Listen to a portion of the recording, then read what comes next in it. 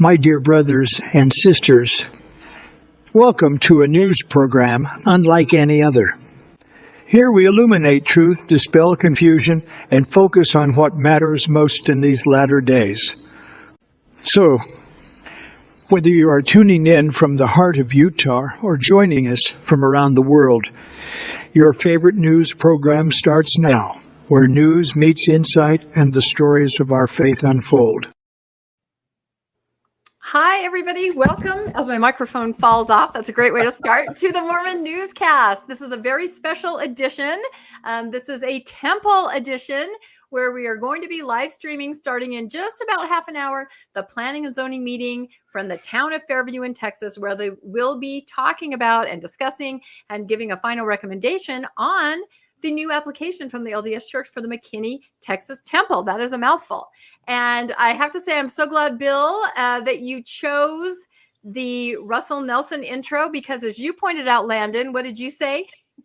He's the one that announced all of these, so he gets to take credit for all of this that's happening tonight. Yeah, you get a temple and you get a temple and you get a, yeah, he is the one. So tonight we have Bill Real, of course, and we have my co-host on Mormonish, fellow temple buster, Landon Brophy. RFM will be here. I understand he's having trouble getting an Uber or so, who knows what he's really doing, but he will be here and we'll be giving commentary and context throughout the evening, but mostly just listening to the comments from people from the residents of Fairview United. Landon and I have those shirts. And then the LDS members are going to be dressed in blue. They received letters from their stake presidents and area reps telling them to wear blue. So they'll be making their comments. It'll be very interesting.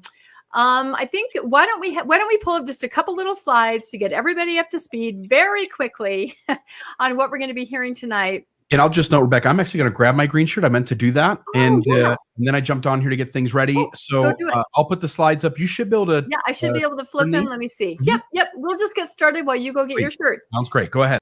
Awesome. Excellent. That's Landon. It's like we're on Mormonish. It's like we took over the newscast. This is awesome. I don't have to run the tech, so that's a plus. Next step, we're going to take over Mormonism live. Then we'll take over Mormon. This is it. This is our evil plan. Oh my working. Gosh. It's working. We finally know. We have like 2 minutes in the sun, and then we're beaten back down. I know how it goes. So I thought we'd tell everybody the purpose of this planning and zoning special meeting. This is not at their regular time. If you remember, the LDS Church did not submit its application on time in January to make the meetings, as they normally occur at the beginning of the month. So they finally submitted the application for the new sized temple on March 25th. And they asked the town, could we please have a special meeting? Could we move it up a little bit? Because town leadership is changing at the beginning of May. So if the town could not accommodate that, they'd be dealing with a whole new town council, a whole new mayor, all of it. So the town was so nice. Like seriously, Fairview is amazing. And they're trying so hard to work with the LDS Church. They said, okay, we'll have this special meeting. So here we are tonight and a regular time for a planning and zoning meeting. So Landon, do you want to... I don't know if the church realized that when they didn't turn in their application in time, but I don't know either. One of the requirements of the mediation was that that the town had to vote and do a public vote from the leaders that said they would support the new temple if they were to get it down to this 120 foot. And then the church was supposed to submit the application by, was it January? It was January 13th and January 13th, February 13th planning and zoning, and they did not. They did not. Instead, the town got a "we're going to sue you" notice. Well, these little details. So the mayor went out and said, "Hey, we're still all on board. I don't know why this is happening." And then I don't know if the church realized it, but all the people who signed, or several of the people who signed on that said they would pass it, aren't going to be on the town council anymore come May. And so I think when the church realized that, they all of a sudden had to scramble and they submitted it too late. The town could have said, nope, you're going to have to go through the new administration. But instead, the town decided that they would go ahead with the current administration and vote on it that way and hold to the mediation. So even though they were called crooks and criminals and all of these things, when they did everything they were asked to do in the mediation, and the church is the one that missed the application, the town still said, we'll go ahead and we'll expedite the hearings on this so that it goes through the planning and zoning today. And Tuesday is Tuesday, the town council meeting. Yeah. So obviously it has to get through the planning and zoning to go to the town council. They can either vote it down tonight, in which case it would take a super majority of the town council to approve, or if they approve it tonight, then it just takes a majority of the town council. And since they've already said that they would support it in a 6-0 vote, it would pass, would probably pass. Yeah. So, and there's another option too. And I do have a slide for that. So do you, Landon, really quickly want to read the purpose of the meeting tonight? This is taken right off of the agenda. Okay. The purpose of the planning and zoning special meeting is to conduct a public hearing, consider and make a recommendation on a request for approval of a conditional use permit CUP for a religious facility. The 8.1 acre site is located on the north side of Stacy Road, west of Meandering Way, and is zoned for the RE1 1 acre ranch estate district. That's residential zoning. The applicant is Tom Coppin, Kimley Horn and Associates, representing owners, the Church of Jesus Christ of Latter-day Saints. Yep, that's it. That's why we're here tonight. So it's not like a final vote, like this is a done deal. It's a recommendation, as Landon said, to pass on to the town council. And this is just kind of the due diligence procedure. So we all remember, when was it? Gosh, a year and a half ago, when the original temple design was first presented to Fairview, and it called for a whopping, 43,000 square foot, 173 foot tall spire, 65 foot walls, and the other meetings that we live streamed covered the comments and the voting, and that application, the town just said, no, bring us back something else. Do you have any thoughts about that very quickly, Landon, that original application? No, I think if Bill's there, we're echoing Bill. Just to note, I hear it. I've looked at all the mic settings and I don't see anything that I can fix. So okay, well, I don't hear it. That's weird. It's sounding fine now. Do both of you have some sort of earbuds in? Nope, I don't have any earbuds, but it sounds good now. So as soon as you came back on, it went away. So, this was the original. It did not pass. There were a lot of concerns about it. Specifically, the height was the major concern, not just of the steeple, the 173, but also the walls, which are 65 feet. Yeah. The town came back and said, you're welcome to, we will pass something if you meet the requirements of our code, which is 35 foot wall or 35 foot height, and the steeple they would allow up to 68 feet. So that was part of this whole problem of why the church was suing, is because they came up with another design which is smaller, and we'll see the one they submitted. But it still exceeds the requirements that they gave during the last, when they did the last rejection.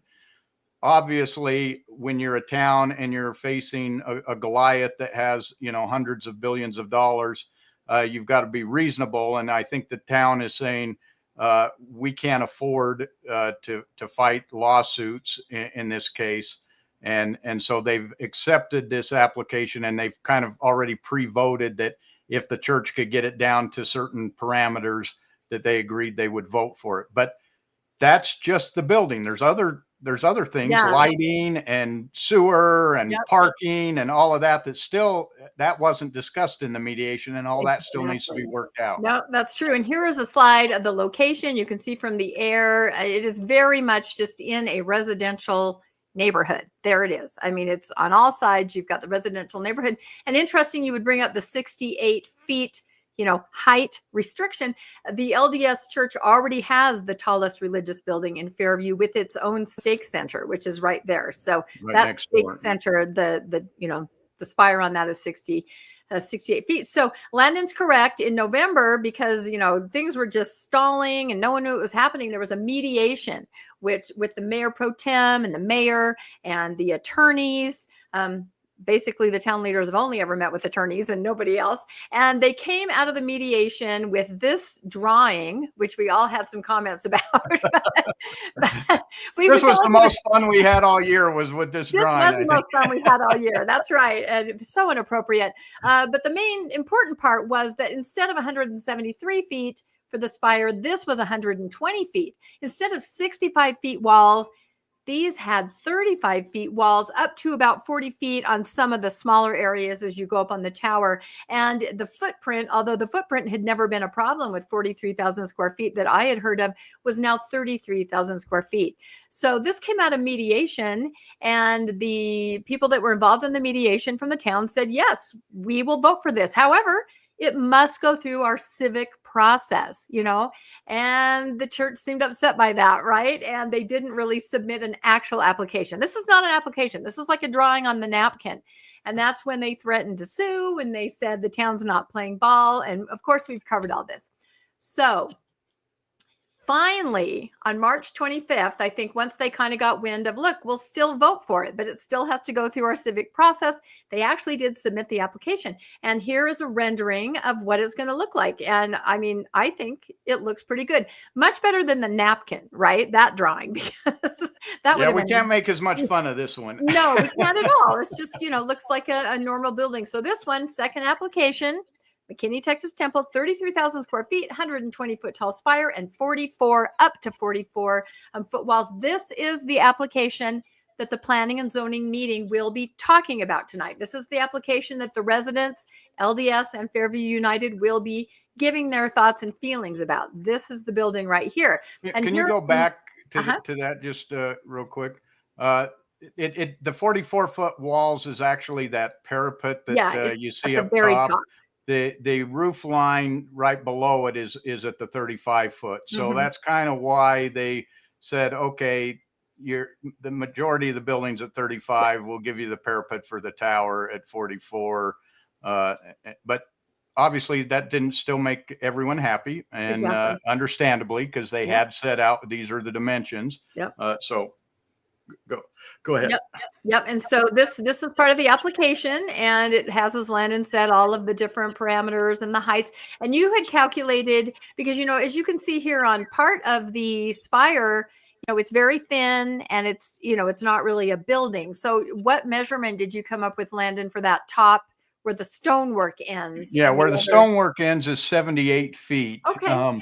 So it's about 10 feet taller than what they were given for the stonework. Of course, you've got the steeple, but it's obviously much not as visible and not as commanding of the view, I guess, as a full whatever you want to call that previous one was. Exactly. Well, and it's not 173. I mean, that's a big difference there. So now Fairview United sent out a newsletter after all this information had come out, and they did make some points here. That the red lines are where the height restrictions are for the town at this point. Although CUP, conditional use permit, means that you talk about it, and there may be some allowances here and there. That's what it means. That's what this meeting is for. So this is their drawing, just pointing out that still it exceeds, the 35 foot wall and the 68 foot height limit. So the other thing we really wanted to talk about is that we hope tonight, even more than the height, the lighting is what gets everybody. Wouldn't you guys both say that? The lighting is what just makes it so intolerable in a neighborhood. And I think the lighting is a little bit disingenuous, because what they're going to argue is there's a lighting requirement of, I think it's like 4,000 Kelvin, which is light, the color of the light and stuff. But most buildings nowadays, the standard is to downlight, not to uplight. Downlighting, keeps the from wherever keeps it contained to the height of wherever the fixture is. All the light goes down, and light doesn't go above. When you uplight, it can go up as far as as you want. And so you can see in this picture here, most of the temples are uplighted, and they're uplighted to the entire steeple. Yeah, you can really see it here, can't you? Look at this. Yeah. And what was it called, Bill? I can't remember. Wall washing, white wall washing. We talked about it on the newscast last. Yeah, I think it was either whitewashing or wall washing, one of the two. Exactly. Yeah, and you're right. It goes right up into space. And don't even get me started on the migratory birds. Oh my gosh.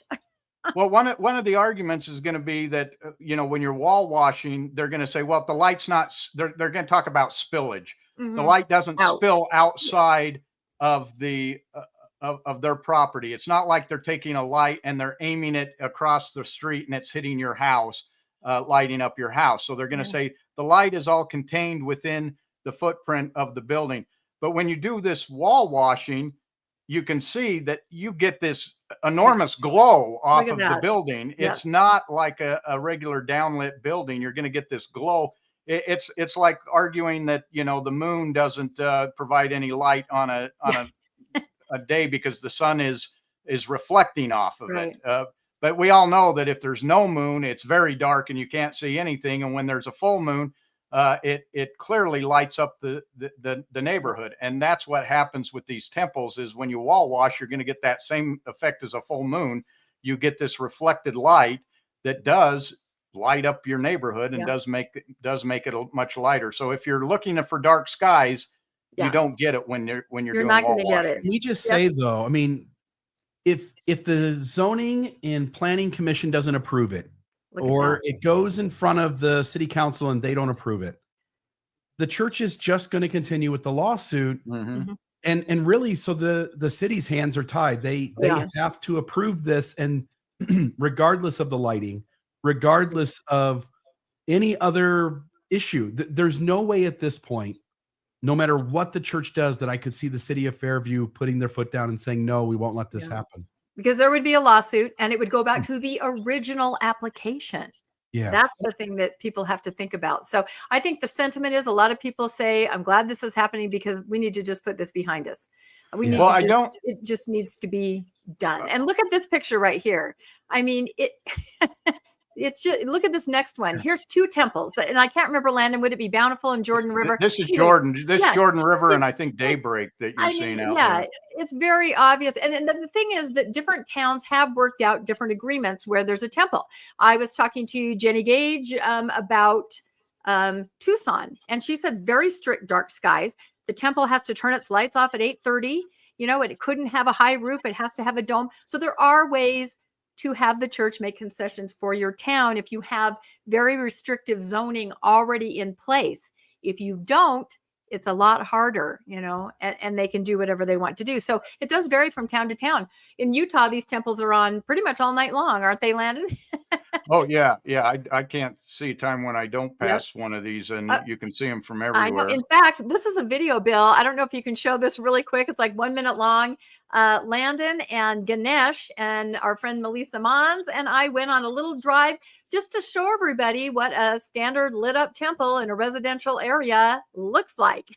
And it's RFM. Did you find your Uber? Yes, I did. Thank you so much for asking. I had to get my shirt.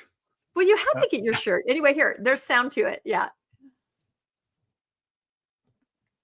By the way, welcome to everybody who's joined. Some of you have joined a little late. We're going to do the Zoning and Planning Commission meeting for the Fairview Temple. But I just want to note to folks, not only are we doing the meeting tonight, Thursday night, it is April 24th, but we will also be back with you on Tuesday, the evening after the newscast, for the next meeting as well. Here's the video that Rebecca's pointing to. We're talking about lighting, temple lighting. And this is You can't identify any other building in the whole valley. No, we're driving toward the Leighton Temple. Just to take a tour, we've got Ganesh, we've got Melissa, we've got Landon, and Rebecca, of course. And here we are driving toward the Leighton Temple. Because the claim is always made that no light spills out into the adjacent. Isn't that right, Landon? They always say no light. Yeah, it just reflects out. I mean, look as we come up on this. I know we post these kind of videos all the time, but we just are trying to help people understand. This is about 10:30 at night, and this is the Leighton two-spire, double spire, much like a double rainbow temple. And look at this. I mean, anybody that says this is not obtrusive, no one's going to be able to see it. Let me see if I can curve this here. Look at this. Oh my gosh. See, this is why I won that award for never stopping to talk about temples. I just can't. So anyway, lighting is going to be key. So we've been talking about all this for about half an hour here. RFM, do you have anything to add? You've been following this all along and podcasting on it. What was that? Are you still sore about winning that award? No, I don't even know what that was. I just think it's really funny that the award was she can't stop talking about temples. That was those porch time guys. And I just happened to be watching because I had an interest in the subject matter, and they mentioned you in a certain award and that you'd won it. So I clipped it and I sent it to you, and you were thrilled. It's rare that I win a major award. So, I don't really have very many. So I'll take what I can get. So anyway, do you have any thoughts? We're going to be going to the meeting probably in about 10 minutes here, RFM. We've kind of been talking amongst ourselves.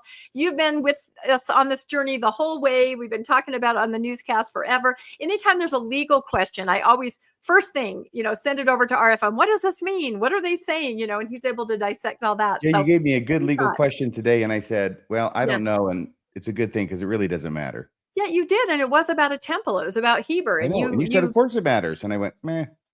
I think it really matters. But anyway, we'll have to talk about that later. Heber. Stay tuned, everybody. Anyway, about McKinney, RFM. Any thoughts on that before we actually go to the meeting? I'm looking forward to a good, healthy debate. And I just hope they made everybody check their 6-shooters at the door. Whew. That's a question. I actually have a question for RFM, because you stated earlier that if this went to a lawsuit, it would go back to the original application. But now that they've submitted this application, would any lawsuit be reflected in this application now and not the previous application? Do you know? I do not know.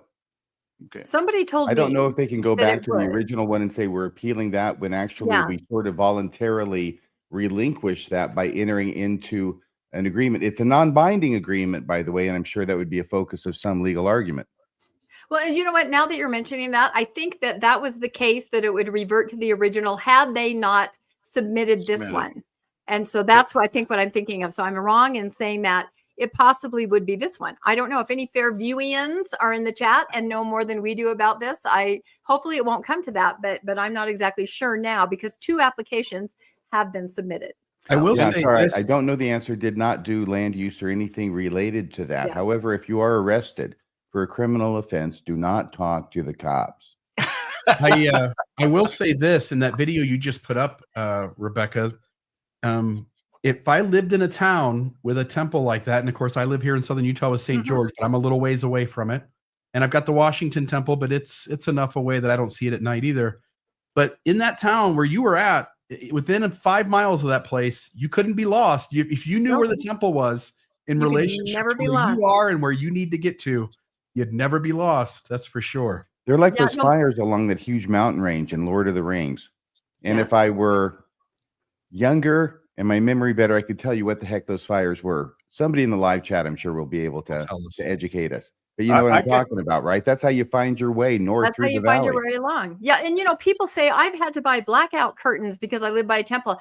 And other people said, oh, that you're just kidding or being facetious. No, that is not true. I raised my kids next to the Mount Timpanogos temple, and it's a giant, huge one like the original McKinney application. And I did have to buy blackout curtains for my son's room, because they couldn't see when they were gaming. They didn't sleep, but they did game. So I had to block out the temple so they could play Call of Duty. I will say, as a pilot, we used to love to see the temples, because it was easy to see where you were in relation to something. But in Utah, it's almost now become dangerous, because if you say I'm over the temple, nobody has a clue where you're at, because there's one in every town and 3 in some towns. So but it used to be that, if you were over a certain temple, you'd say, I'm over Jordan River Temple, and everyone knew where you were. But now it's too easy to misidentify, because there's so many of them so close together. Yep. It's crazy interesting. The Beacon Fires of Gondor. Is that what it is? Is that what someone answered? The Beacon Fires of Gondor. We should have. Oh, I didn't know. People were saying the wrong thing, and I knew they were the wrong thing, so I thought I would look it up. Oh, you yourself looked it up. There you go. You know how when you can't remember the right answer, but somebody gives you the wrong answer, and you can say, "No, that's I don't know what the right answer is, but I know that's not it." I try not to Google, because I've read on Google that, you get dumber and dumber the less you have to think about things. So I'm trying really hard, but sometimes you have to get your facts straight, right? This is an important subject. The beacons of Mount Doom. It's an important subject. Yep. It is. And hopefully the citizens of Fairview United will be seeing those beacons tonight. We can hope so. Well, remember, Landon, was it Lone Mountain or was it Fairview, where a member of the church told the story of being lost on top of a mountain, and the search and rescue couldn't get to him during the night. and because it was too dicey of a rescue. And he looked out, and what he saw was the temple, and that sustained him and almost kept him alive throughout that entire night, because it kind of gave him his bearings, and he was able to hold onto the cliff and look at the temple. I feel like that story may end up in general conference someday. Only it'll be President Nelson who was on the cliff. That was in Fairview. When you've got no strength left in you, a beacon's not going to fill the gap. I don't think for the so. whole night, especially. I know. And I made the joke. I said, if I was hanging on a cliff, I'd look out there for like a McDonald's sign, because I'd probably be hungry, and I'd be thinking, if I could just hang on. If I can just hang on long enough. I can get a McChicken as soon as I go down the mountain. You're not going fillet of fish? No, I love the fillet of fish. I love it. Oh my gosh. No, it is my favorite sandwich. So, but sometimes I eat on the cheap, and because we're podcasters, we eat on the cheap. So, the 5 for $5 kind of a thing, where you get the fries and the chicken nuggets. And anyway, I digress. We should mention on the lighting, number one, I think, Bill, that the town does have a little bit of play on that they can use the lighting, because I don't think if the church goes to a lawsuit, this could take several years to get this temple built. Whereas if they're willing to make some concessions to get it through, so I think there is some room there. And it's interesting what Las Vegas did is Las Vegas passed the lighting code after the temple that said that you can't light more than 35 feet. So that's yet to play out and see. We heard the church may sue the city of Las Vegas over that ordinance, because they can't light their building over 35 feet anymore. So there's something like that could be put in place, to limit that. Yeah, you can't go. I think a court would find that a city cannot enter into a contract in good faith and then before construction begins pass an ordinance that abrogates part of that contract. I don't know. It's just a guess. On paper, it seems like that. I don't know. Well, and I just learned that the Vegas residents, they are petitioning the Supreme Court in Nevada about the temples. So none of these temples are done deals, even though we think that they are. The residents continue to fight on. Of course, in that case, usually the LDS Church joins with the towns against the residents, as in Cody and as in Heber, and that makes it way more difficult, because when you're a regular person and you're trying to mount a lawsuit, you can attest to this, RFM, and then you're against a almost $1 trillion headed that direction corporation. Yeah, somebody can outlast the other one. That's kind of how it is. All right, I'm going to put this up. I don't see anybody in there yet. So okay, yeah, they're probably just. I did see somebody walk through at some point. Okay. It might have been the mayor or something, because it looked a little bit like him. You can see down there in the bottom right-hand corner. Yep, I heard that it's raining in Fairview, so I don't know what effect that will have. Now, like we said, the LDS members have been encouraged to wear blue shirts to show their solidarity. And of course, the residents, part of Fairview United, the grassroots residents group, are going to be wearing green shirts like we are. And so it'll be interesting. The last meeting, the LDS members were instructed to wear white shirts. So I'm not sure why. I mean, I have a theory, but I'm not sure why now blue shirts and white shirts last time. What's your theory, Darwin? My theory is that the white shirts, a lot of them wore their Sunday white shirts, from what I could see, and it looked too much like a church trying to overrun a meeting, because they looked like they were going to church. A blue shirt is more like, you're going to wear polos, you're going to wear just a blue shirt. So maybe you look a little more casual and less, I don't know. Well, you're still going to look organized, because there's a lot of you in the same color, but we'll see. We'll see how it shakes out when we get to see the room. I think it's temporary commandments. I'm sorry, temporary what, commandment. Temporary commandments is the white shirt was a temporary commandment. Theory. Yeah, they went from white to blue. They could change it for missionaries. Why not for the Fairview town meeting? There you go. I saw that picture you sent me, Rebecca. Which one? Right after the show started, but before I got here, with some people there at the city. Is this in the city council room? Yeah, they're already there. I don't know if Bill can. I messaged that to Bill. I don't know if he can show it at all. What are you wanting to see? A picture of people already there in the front row at the town council meeting. You can see them there in their green shirts and kind of get a sense of the size of the building. I Facebook messaged it to you, and I also texted it to you. And let me grab they're not on the front row. Well, in order to be on the front row, I feel like they would have had to camped out and gone in there at 8 o'clock this morning, because we should also say this is not a very big venue. Last time the city at their expense rented out a bigger venue, and they paid for, medical and police and fire and everything and security. They did not do this time. So it is a much smaller venue. It's just the town council, like you would have any other planning and zoning meeting. So there you go. That kind of gives you a sense. Now, if you remember the room from last time, do you remember that? Yeah, it was huge. So this is different. That's what I meant when I was saying, I hope they're not sitting on the front row. There's more space in the room than that. Oh, okay. Oh, Is I there? see what you're saying. Like that could be the mid section. Okay. And I don't know because I've never been there. Yeah, I don't know either. I hope some Well, Fairviewians. it's not a will very weigh in. big town, so I'm guessing that's about the chamber size. And just FYI, I can see people are in the little tiny square down there. I can see heads moving. So I know we've got live video footage. As soon as they transfer that image to the top part of the screen, or I hear sound, I'll make sure I add it over. Yep. And somebody in the chat is asking, will there be a Nemo sighting? And who knows? We, of course, invited Nemo to pop in here if he could, but it is late at night for him, middle of the night. So I don't know if he'll be able to do that. But for all we know, he's going to show up right there. We have no idea anymore. Mary Poppin. That's right. Mary Poppins, spit spot. He could pop in at any moment. We'll have to see. We should point out Mayor Lessner. We said this a little bit earlier, but Mayor Lessner was kind of the one that, if you remember in some of the previous ones, he was really kind of the hero of the meeting. This will be his last week and a half of mayor. He will be out in the first part of May, and a new mayor, the mayor pro tem, is coming in to replace John Hubbard. John Hubbard. Yep. So this is the mayor. His name's Harry. The new one? No, the old one. Henry. Yes. What? Henry Lessner. Henry Lessner. Thank you. Yeah. I want to get this straight because from my point of view, this is the guy who almost scotched the whole deal. Really? Oh yeah. With the stuff he was saying, he got the church all concerned and nervous, and they yanked back and they did all this stuff. And then they come back and they say, okay. And he flies, and said, I'll fly down there or up there or whatever direction. Yeah, he's he's certainly a straight shooter.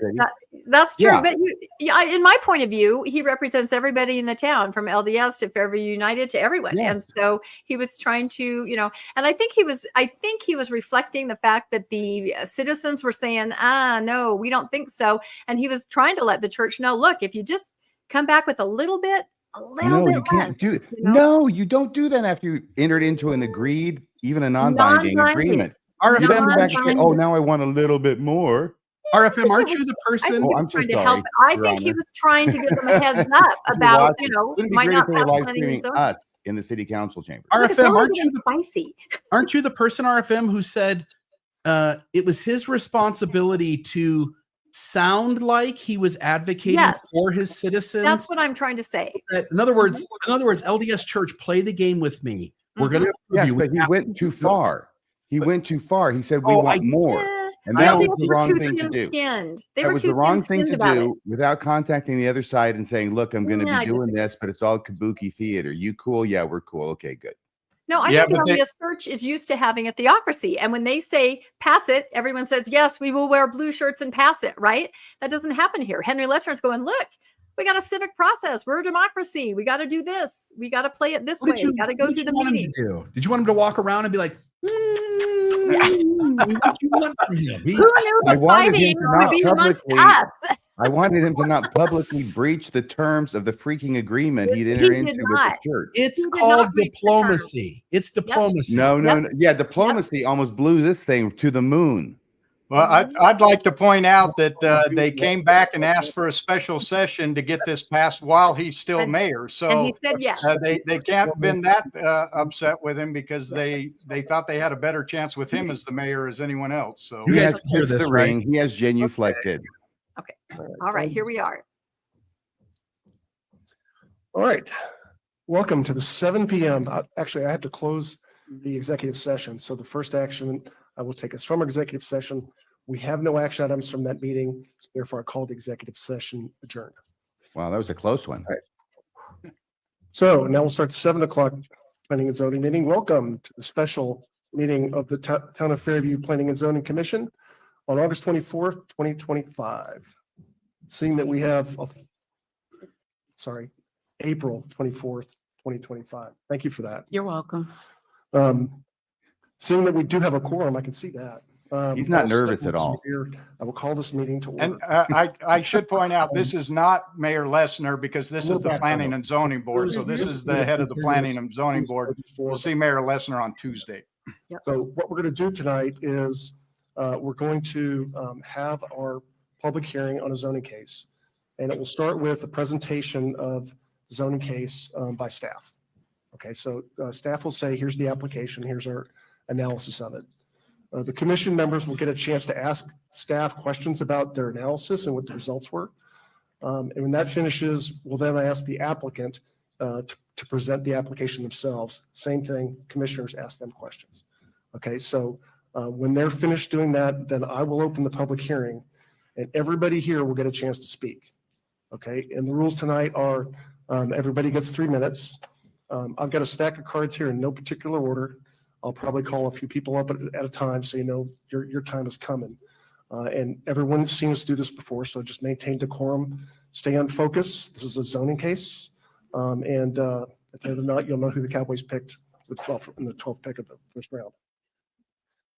Okay, so with that said, That went over like one of my jokes. I would now call Everyone's too nervous. Make a recommendation on a request for approval of a conditional use permit for a religious facility. Mr. Chairman, Yes, sir. you got to do citizens' comments, open mic first. Thank you. Okay, so we have to do citizens' comments first for non-public hearing items. So if you have something you'd like to talk to us about, you'll have 3 minutes on an item that's not on the agenda. I guess no one's rushing to the mic. No, we all Thank want you. to talk about the Meeting's same thing. closed. Thank you, Israel. All right, now we're moving on to item 3A. Consider a public hearing, consider and make a recommendation on a request for approval for conditional use permit for a religious facility. The 8.1 acre site is located on the north side of Stacy Road, west of Meandering Ray, and is zoned RE1. The staff, Israel. Thank you, Mr. Chairman. As you just stated, your only item on tonight's agenda is a request for approval of a conditional use permit for a religious facility. It's an 8.1 acre site located on the north side of Stacy, west of Meandering, and is zoned for the RE1, as we've talked about. Tonight we're taking a look at a proposed regional temple for the LDS folks. The site plan there on your screen reflects the development of the 1 acre site. The temple feature itself is surrounded by a 4 to 6 foot tall ornamental metal fence. And is surrounded by park-like features that are fully screened and heavily screened on both sides, from both residential properties to the east and the west, as far as the north, and the required number of trees along Stacy Road along the south. The building itself is a little over 30,000 square feet, 30,742 square feet. It consists of a ground floor with a partial basement. That 30,000 square feet does include square footage of the proposed basement, just for clarification. The building itself is a granite base with a finished limestone facade, and extends up to 120 feet to the top of the finial. There on your screen, you can see the southern elevation, which would face Stacy Road, the various measurements that we have there to specific tower and building features, along with the width of some of those. For example, this portion of the tower itself is a little over 17 feet wide, and it steps down as we go through. The building itself is well over the 160 foot setback requirement that our commercial district would typically require. We talked about the granite base and facade materials. And the building height, as you see it there on the screen. I'll scroll through the rest of these just so you can see the north side elevation, west elevation, and east elevation. And I'll go back to the main one there with all the. One of the items that they do have, the lot coverage, which we typically limited to 35%, is at 38.8%, which is a little more than what the RE1 district typically require. Just for reference, historically, The most we approved for another religious facility is at 42%. So it is less than what we approved previously. Let's see, what do I got? On your screen now you have the ancillary support building elevations.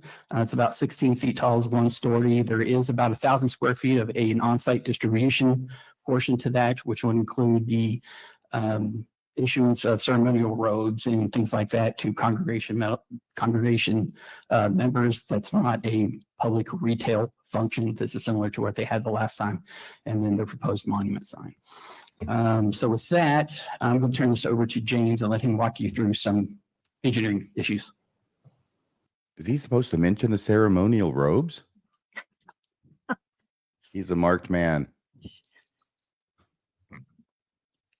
Commissioners, thank you for your time. I'll just kind of walk through some of the issues. Let's see. Oh, there we go. Gotcha. As far as the water service goes, we have a 16-inch main on the north side of Stacy. It's got plenty of capacity to serve the proposed temple site. Not an issue there. We do not have any city sewer available on the site, so their choices are either, process the sewage on site with an on-site treatment system, or the LDS church was able to pump sewer in the city of Allen. They've reached out to Allen. The engineering department has communicated that they do have the capacity to serve sewer for this site, for the proposed occupancy. They stopped short of giving us a will serve letter. They didn't say they'll serve it. The engineering department says they do have the capacity. So that's kind of where that's at. And they're waiting on the city's town of Fairview's approval. So they have to outsource the sewer. On the far as drainage goes, the site drains from the front to the rear, and they're proposing a detention pond. And the purpose of the detention pond is to fill up with water and release the water at the pre-developed rate. So there's 2 release points, one on the west side, one on the east side, and it's at 9.8 CFS. Basically, that's the pre-developed rate of the pasture right now. So with the detention, the peak flows coming off the site will not exceed pre-developed. Okay, and they've demonstrated that. We'll move forward with that. They've submitted a lighting package, very detailed lighting package. I've got all the fixtures submitted. We'll go over some of the array of the lights. As you'll see, they've got the parking lot lights or the big picture items. And then you'll see that they've got an array of lights, an interior circle of lights. And these lights, there's 4 on each side and 2 on the ends. The purpose of those is to light the building facade. Ordinance does allow for facade lighting up to 5-foot candles. And then they've got a series of ornamental lights. They've got wall lights, pedestrian lights. And so the only challenge we had on the lighting was that in our ordinance on District 2, on the residential side of town, regardless of what you're lighting, any fixture that goes up above horizontal has to be at 900 lumens or less. And their fixtures they have the capability of going above 900. They've told me that they plan to dial them down to 900 lumens to meet our ordinance. So they're planning on fully complying with our lighting ordinance. And so the fixtures for the facade lighting, as well as the fixtures that would govern, there's 4 lights on the spire that face up, and they're going to dial those down to 900 lumens. By doing that, they're in compliance with our lighting ordinance. They've done complete photometrics. All the light on the site goes down to 0 at the property lines based on the photometric study, which is in compliance. We have an overall lumens per acre, and they're below the 400,000 lumens per acre max for an 8-acre site. They're at little under 350. They're going to be less than that because I was using the maximum lumen output that's capable of the light before they dim them down. So didn't find any issues with their lighting out of compliance with our ordinance as far as intensity of lighting and how they're wanting to light the building. So their plan is to be in complete compliance with the town. As far as the traffic goes, traffic on Stacy Road, they've submitted a traffic study. At the time they submitted the study, they had traffic data up to 2022. TxDOT has released the 2023. as you can expect with COVID, traffic died down to nothing. I mean, it went negative in the year 2020 because of COVID. It stayed really flat, 2021, 2022. Now the traffic is jumping up quite a bit, it's 29,009. And we've got reports that there's some observed traffic data that's now at over 30,000, maybe 31,000 cars per day. Their study predicted 3% increase per year. They're a little under from looking at this data, but it's probably going to be faster. Now, it could correct the next few years. It's all a prediction. Traffic could increase and start going down again on a percentage basis. So I'll take you through their traffic study. Let's say that they underrepresented the traffic on Stacy Road, rather than ramifications of that, and I'll take you through that. First, they're looking at, they've got an existing left turn lane. It's 345 feet long. And that'll at 4-lane divided roadway at over 30,000 cars a day, it'll already accommodate 150 cars per hour. Their demand is less than 50. So right now they've got a nice long left turn lane that can easily serve their anticipated left turn lanes in the AM and in the PM peaks. So no issues there. They did a deceleration analysis. The decel lane is not dependent upon traffic on Stacy. It's cars per hour, and for TxDOT, you've got to get over that 50 car per hour threshold. They're well below the 50 cars per hour. There's no deceleration lane required at this time based on their numbers and their anticipated trips generated. That's independent of the traffic on Stacy Road as it increases. The next thing we looked at is these intersections to the west of the proposed temple site. There's 3 unsignalized intersections where residential streets from Fairview and Allen come up and meet Stacy Road. Those can be impacted by an increase in traffic on Stacy Road. The way it works is up to a point. The question is, will the temple traffic added to Stacy Road be what takes them over the mark for a traffic signal in any one of these intersections?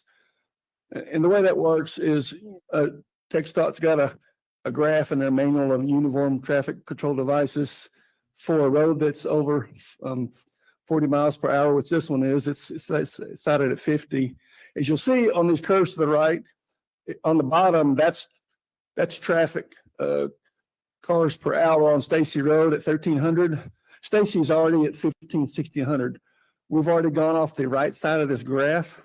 And you notice TxDOT hits a rock bottom at 75 or 100. That's the peak cars per hour on the minor streets. So looking at all 3 of those intersections right here to the west of this, they're all well below 75 cars per hour, which would trigger a traffic signal at one of these intersections.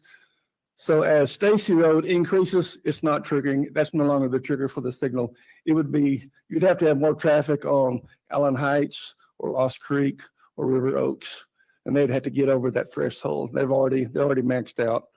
And so based on the data that they went out and measured in the summer of 2024, and based on their data, they just haven't met a signal warrant. And it looks like the temple's not going to put them over either, because the temple is really not affecting the traffic on Allen Heights, Lost Creek, and River Oaks. And then the other thing is, when is Stacy Road going to have to go to 6 lanes? So right now, let's say the traffic is at 32,000 cars per day.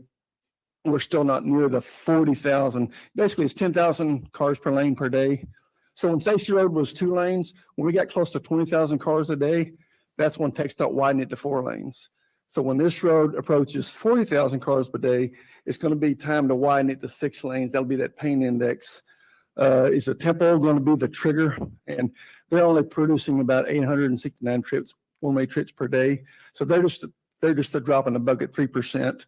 So they won't be the trigger for widening the road to 6 lanes. That's just going to be probably as Angel Parkway traffic increases on Country Club coming up from the Wiley area.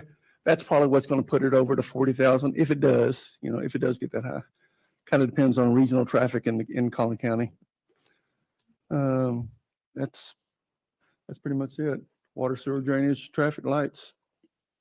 Thank you, James. Thank you, James. Questions, Council? I have one question. With the adjacent building, the current coverage is 38% for the building. Does the adjacent building include that 38% of coverage, land coverage? Or does that add on to the 38%? Oh, for impervious? Yes. Okay, that's an Israel question. Oh, I'm sorry. The 38% covers everything that's shown on their site plan. Okay. So all the parking, the driving aisles, both buildings, sidewalks, everything that's not pervious. Okay. I have a question. Is the building that's going to be used to distribute garments out of that side building, is that conditioned space? That would be a question for them. I don't know.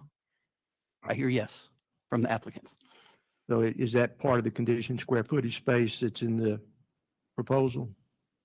It's yeah, if you look on the, here, and I'll go back. I know they said the G word too. They did, By but the it's way, a when I legitimate said question. when I said the Just- fix was in, this is what it looks like when the fix is But in. on Okay. the site plan summary on the site plan, there's 2 square footages. There's one for the temple structure, and then there's one additional one for the distribution grounds building. That is conditioned. Correct. Okay. And one other thing, you're talking about the increase in traffic. It's a small amount. You're really talking about the increase from 32 to 40 to trigger going to 6 lanes. So 800 and something out of 8,000 is about 10%. So it's not 3%. In other words, because it really relates to the growth that we're looking at in traffic, not from zero. Is that correct? Yeah, it's 3% of existing traffic. I'm sorry. Yeah, but if we're Yeah. looking at what the growth is going to trigger, then it becomes a more sizable percentage of the growth than whatever's there Sure. existing. Yeah, that's a percentage of what's remaining, with the remaining capacity on the roadway. Right. That's right. James, another question for you. Just to check an assumption, the elevations that we're looking at this evening, they're all built at grade, meaning there's not any site prep that would be higher in elevation, or they built at grade? Yeah, I didn't see anything on grading plans to elevate. Everything was at grade. Okay, thank you. All right. Well, everything seems to be going smoothly. So far, they're just going over the stats and the details. What could possibly go wrong? The next step, comment? I'd like to invite the applicant to come up and speak. Please turn the microphone on, make sure everybody can hear it. Can you hear me? Yep. Good evening, everybody. My name is Richard Abernathy. I represent the Church of Jesus Christ of He's the Latter-day. attorney. We have submitted a request for zoning for a conditional use permit. That application is consistent with the terms and conditions of a non-binding mediated settlement agreement that was reached between the town and the church. And we believe that our plan is consistent with that, and we hope that you will favorably consider it. In support of our application, Mr. McCracken will talk for just a minute more. But as I did last year when I was here, I submitted some documents to the city secretary for the record, which I'm going to do in just a minute with your permission. And also I wanted to include in that record the proceedings and events that occurred last year. As you know, we had an application last year. I know many of you were here. And that application would include the documents and the information that was provided to and reviewed by the city council and the P&Z, as well as the documents and information that was provided by third parties to the town P&Z and the city council, including those who attended at the meetings, whether they were for or against. In other words, the entire record of what happened that night. And so with that, I'm going to turn it over to Mr. McCracken. He's got a few comments he'd like to make. Thank you very much. You're welcome. Mr. McCracken? Thank you. Good evening, commission members. My name is Paul McCracken. I'm with Kimley Horn and Associates. My office address is 6160 Warren Parkway in Frisco. Tom Coppin, my colleague, has presented to you in the past. He's been the face of the project as we've represented it to staff. He's doing college graduation things today with his son. So I'm going to do my very best to fill in for Tom. I'm also here to represent the Church of Jesus Christ of Latter-day Saints. We've heard staff's presentation. We've read and reviewed staff's April 24th, 2025 memorandum. We find both to be generally thorough and comprehensive, particularly the report covered a lot of items, and don't have a lot more to add to that without being repetitive. And given that there's so many people here that would like to speak, you all, I'm sure, have questions. So we're going to let our presentation, if you will, be in the form of responding to your specific questions. We have a lot of our applicant team here tonight. So between the group, we should be able to address or respond to any questions that you might have. So again, thank you for your time, your consideration. And we do respectfully request approval of the application as it's been submitted.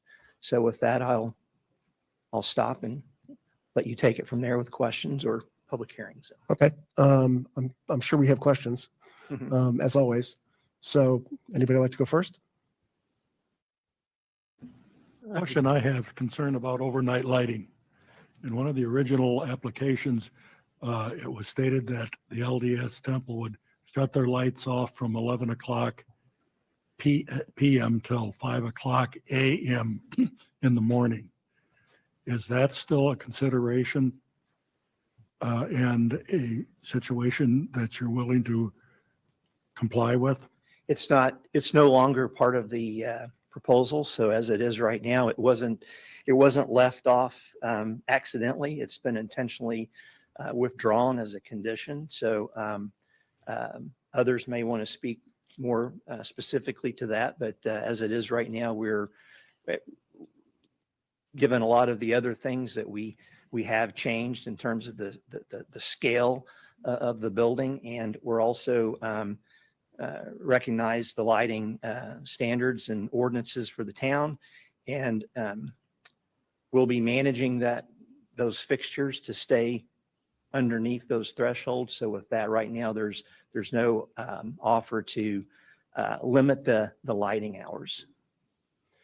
Yeah, this is what Kabuki Theater looks like. I'm sorry, I got a question for staff. Can you talk about correspondence to date? Yeah, sorry about that. I'm going to go to that. So as of just a little while ago, we've sent you 2 tranches of comments that we received over the last several weeks. And at this point, we're up to about 140 letters of opposition. And I believe all of those are from Fairview residents. And those in favor, do you have a number for that? I did not get any letters of support. I think there's a couple of them at least. I think there's 2 or 3 of them at least that I saw in there. Because they weren't told to send them this time. I saw a few. Oh, Not really, this- Rebecca? Not that I know. Nobody sent me any emails. Last time they requested 15,000 Would you be able emails and to letters. Nothing this change from time. McKinney to Fairview, because obviously this Yes. isn't McKinney. Yes. Okay, thank you.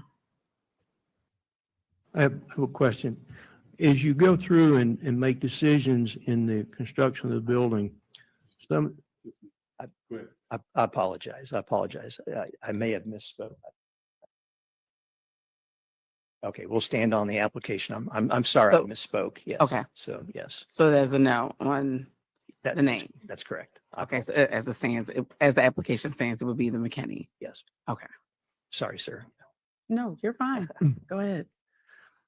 as you make decisions on the construction of the temple and you look through the existing ordinances and zoning things that are in the town, how do you decide which ones you will comply with and which ones you don't? Richard may want to elaborate on that, but however, there is no zoning in Fairview that allows churches. So we start out with a new district that's customized. It's presented. It fits the site. It fits the location. It's obviously conditioned that you can judge those conditions and vote to approve them or not.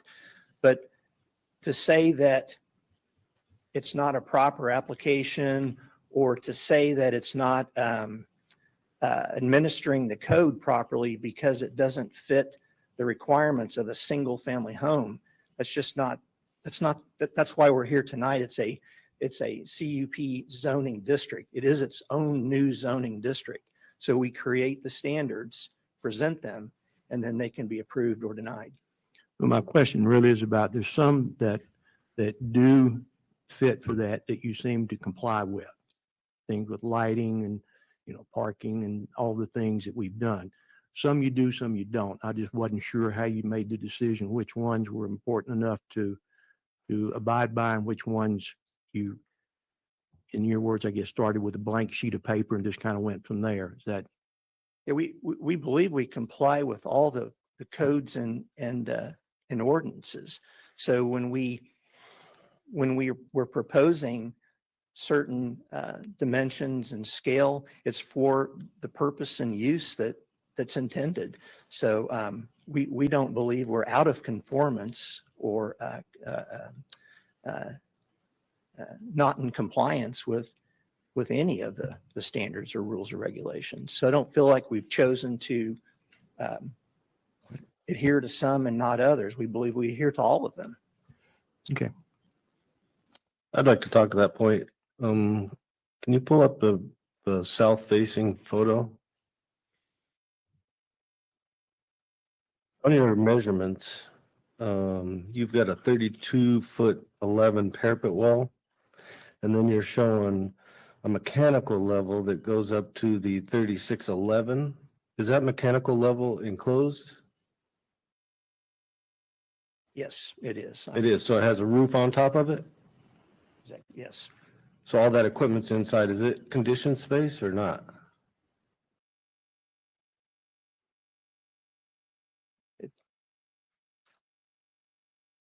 It's not occupied space. Is it conditioned space? Yes. It is conditioned. There's no office or anything like the last go round. Oh, no. It is a one-story. So you don't occupation, offices, anything like that above the first. So the bottom line where it says finished limestone, light honed, that is in the same plane as your mechanical level. What is that measurement? I don't know. More detailed architectural. Is that's your ceiling height then inside?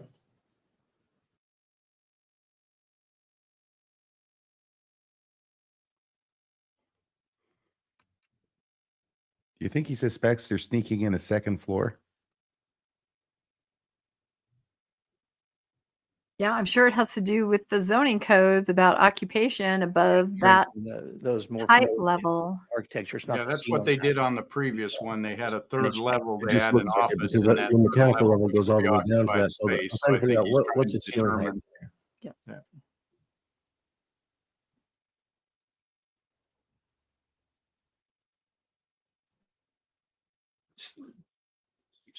16 feet. 16 feet is the tallest portion of the ceiling inside? Inside the building, yeah. Inside the building, not outside, but inside the building. And that's the whole distance, the whole 30,000 square feet?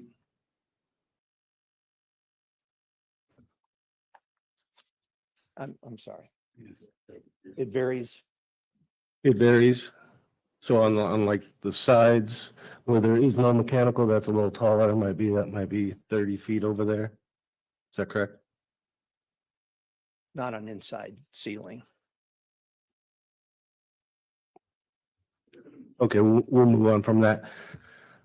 So you've got the top of the roof of the mechanical level is a 36'11". Your 44'7" parapet wall, does that have a roof on? Is that solid or is that hiding some equipment in there? Or because normally parapet walls are designed to hide equipment. They're built higher than the roof. So is the roof that high or?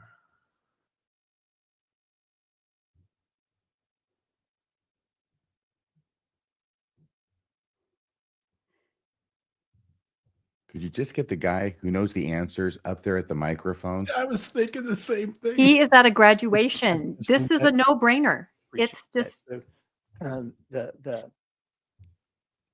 architect hasn't been to law school, so he's not allowed to speak. Architectural information. right. Landon, could you type in the chat what you had mentioned? You were kind of overshadowed by the guy speaking, and it was important. Project, and so Can you speak into the mic, please? can you hear me now?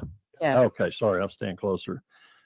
Could you repeat your question or just kind of walk you through some of the height? So the parapet wall is 44'7", right? And you're, Correct. That's the highest up there. what's the roof inside that, The roof, where that tower base sits on? the roof right there, that is about 4 feet lower than the edge of the parapet. So that's at 40 foot, 7 inches. Correct. Uh-huh. And then the tower base sits on that. Correct. Your tower base is 10 feet, Correct. 10 feet, few inches. Right. We raised the parapet above the roof, that height there. So when they're doing work on the roof and so forth, it meets all the, the fall hazards and so forth like that. It's above 42. Sure. Yeah, you Yeah. need that. And so your tower base is solid? It's open inside, it's hollow inside, but it's to get up into the tower and for maintenance, that type of thing, up into the tower portion of where the windows are. Okay. Yeah, those That's are lit, and so could be maintenance in there. So it's just a raceway where you get up inside there at that point. So it's only visible from the mechanical level. That's correct. Probably get in. Yes. Ladders probably in there. That's correct. And then what is the width of your steeple on top of the tower? Because your tower is 17. What's the width? Correct. I think that the steeple, the base of it is somewhere around 7 feet, and then it stair steps up to, a couple of feet wide at the very top. And the pole? The pole, I think, is like 7 or 8 feet. I can't remember that. No, not height, but is that an 8 foot or 8 inch round pole? Is it Oh, no, 4 it's 5.5 at the base and 3.5 at the top. The pole is. So it's a tapered pole? Correct. Uh-huh. It's basically a lightning rod. Well, Within lightning that. rods are usually thinner. Yeah, it has its architectural presence, but also it serves a dual purpose as a lightning rod. Those are necessary around here. Yeah.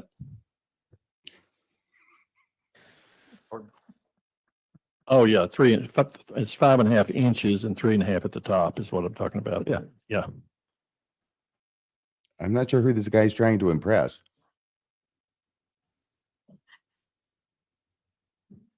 Remember last time when someone asked, is there going to be a golden dude on top of the temple? Yes, that was a highlight. Inside that tower from the inside.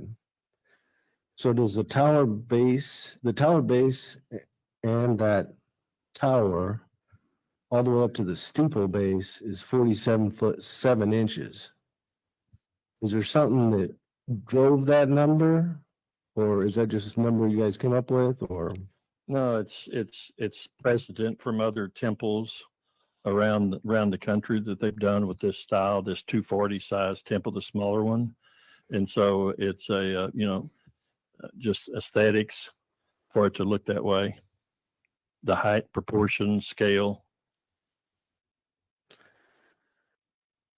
So is that height or dimension, is it essential for what happens inside? For inside, it's what all of them are built like around the country. So we didn't just come up with You built this somewhere else and you brought this one here.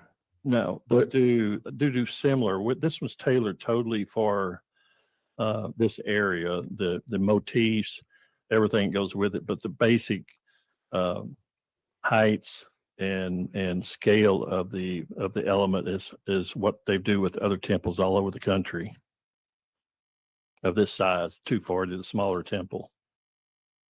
You call it a 240. Is that just the number of the temple, or? It's 240 person instruction rooms. So that refers to the amount of people. Correct. 240 people.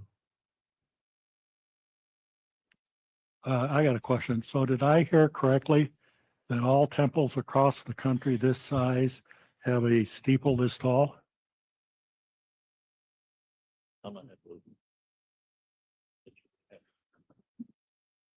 No comment. They're not cookie cutter by any stretch. They are very much carefully considered. There's a lot of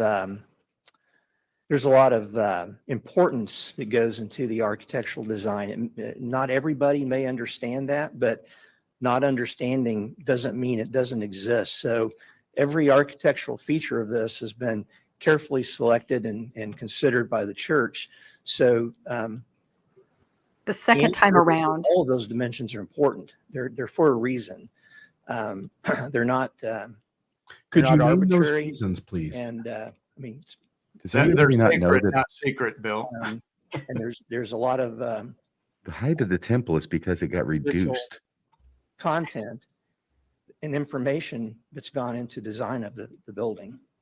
So my question was, do all temples of this size have a steeple of 120? within- 11 temples with no steeples and counting. There are more. Than 120. So this one has been, call it a consideration based on prior discussions, but we have several images, examples, some that have been constructed, some that are being proposed, some that are being, I don't necessarily have dimensions on those, but they all look significantly taller than 120. So I would say this is a shorter version of this, forgive me, the 240 prototype, if you will, use prototype for the temples. But there are shorter temples. I don't 11. I don't believe there is. This may be the shortest one. Uh-oh. There are some shorter. Yeah. I'm sorry. Yeah. I don't mean to be, I want to be accurate. Cody is 110 right off the top of my head. If Those there without are- domes or spires are shorter. There are many, many more that are much taller than this as well. So I want to finish what I was asking. If the height of all of that, the tower and the steeple was essential for what happens inside, just like a home, the roof, whether it's a 12 and 12 pitch or a 4 and 12 pitch, doesn't matter because it doesn't affect what happens inside the home because there's a roof height, right? Is that correct? I mean, I think you're trying to differentiate functionality versus, Well, the temple is designed for function, correct? yes, it is. Yeah. Okay, I'm just asking for what happens inside. Obviously, you just said that there were smaller temples. I'm just trying to get to the point of how you came to this, or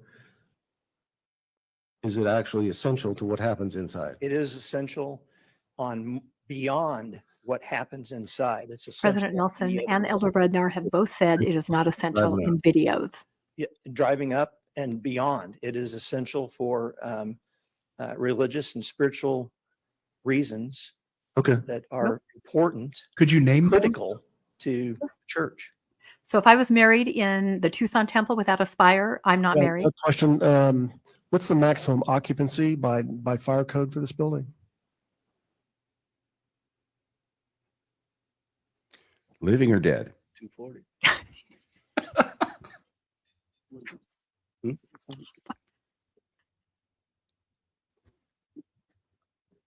They don't have to worry about the maximum occupancy. By fire code, I don't have the number. And They'll never have to we worry may- about that. Maybe one that we just need a second to look up. All I know is that they put the maximum occupancy in any time because of their function at like 265, I think it was. Mhm. But it also affects parking too, right? So. Correct. Yeah, the parking was based on typically when we have for religious facilities, parking's related is based on the number of seats in a main sanctuary. We don't have that here, so we based it on the maximum number of occupancy that they would have based on function. Okay, I guess we don't know the number. Yeah, we wouldn't have the maximum number by building code until they submitted for a building permit. But just to be clear, parking, we know, and we have. Yeah, they have enough parking based on function, usage. I have a question. It says here on what application that was submitted that the hours of operation are 6 a.m. to 10 p.m. Is that correct? Tuesday through Saturday? So under this No. date, the days and hours. need it sometimes what on Sunday. time is the last session? Because I'm trying to figure out when the lights would actually be turned off. They will not be turned off when the No, like sessions the last end. minute They don't 8:30? understand. Or does that vary depending on how many people have made appointments?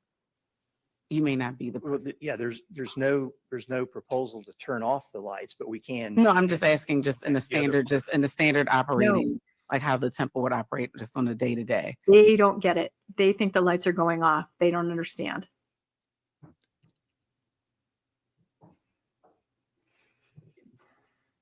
It's like the eternal flame. It is the eternal flame. Should we sing it? Patrons leaving at 11. Okay. So that, And when do you open? opens. They're when- not getting it. 5 a.m. So the earliest, just to be clear, so the earliest that someone can make an appointment is 6, but the temple would open at 5 a.m. just to prepare. And then the latest someone could make an appointment would be 10.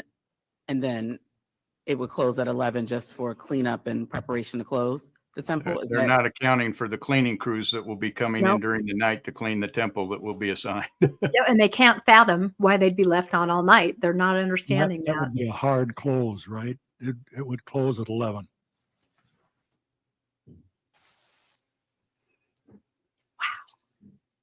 Wow. I understand there's a sub basement on this building.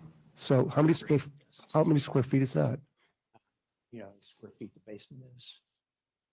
How many square feet the basement is, the partial basement? It's included in the total floor area that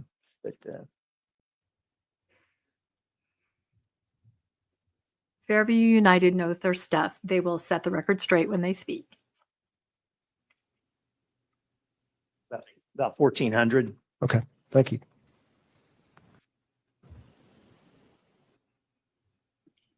I'll go again.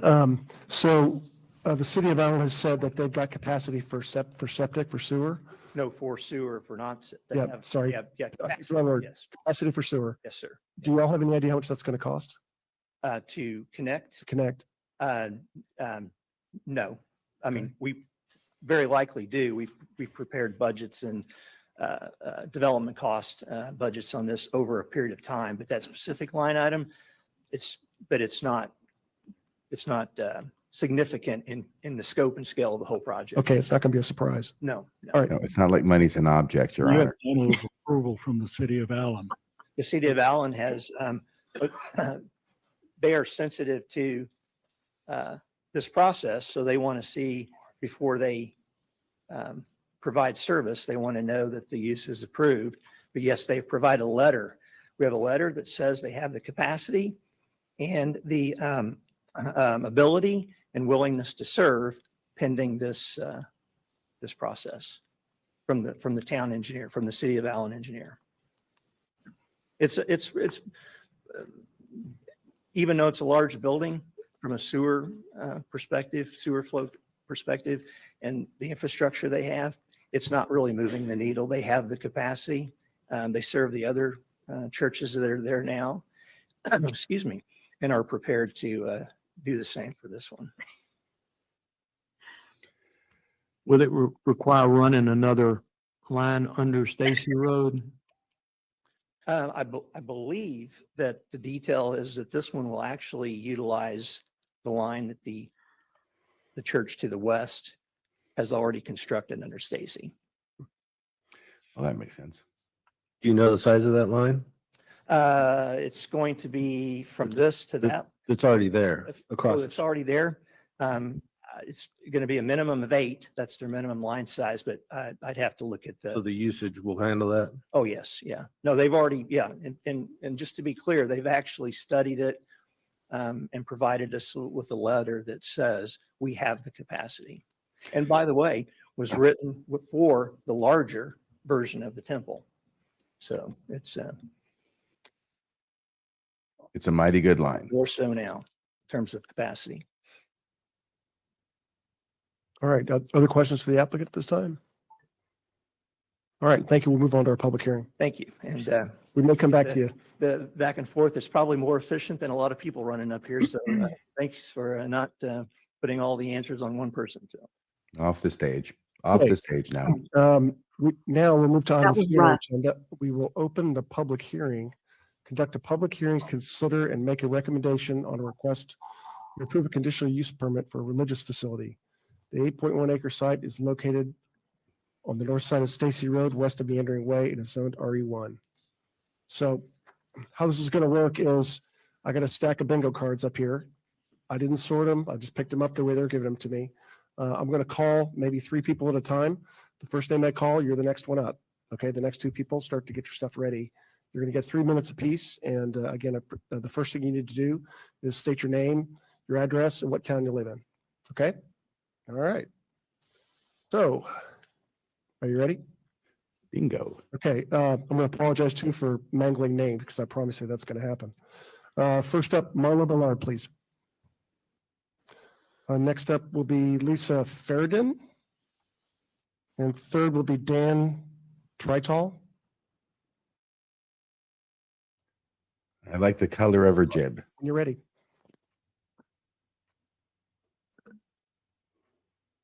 Okay. Hi, my name is Marlo Ballard, and I live at 130 Horseshoe Bend.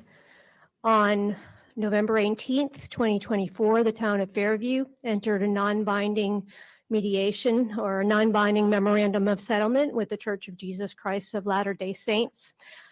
This is very important. Contrary to popular opinion and what's sort of been spread around, the parties did not agree to a 120-foot structure.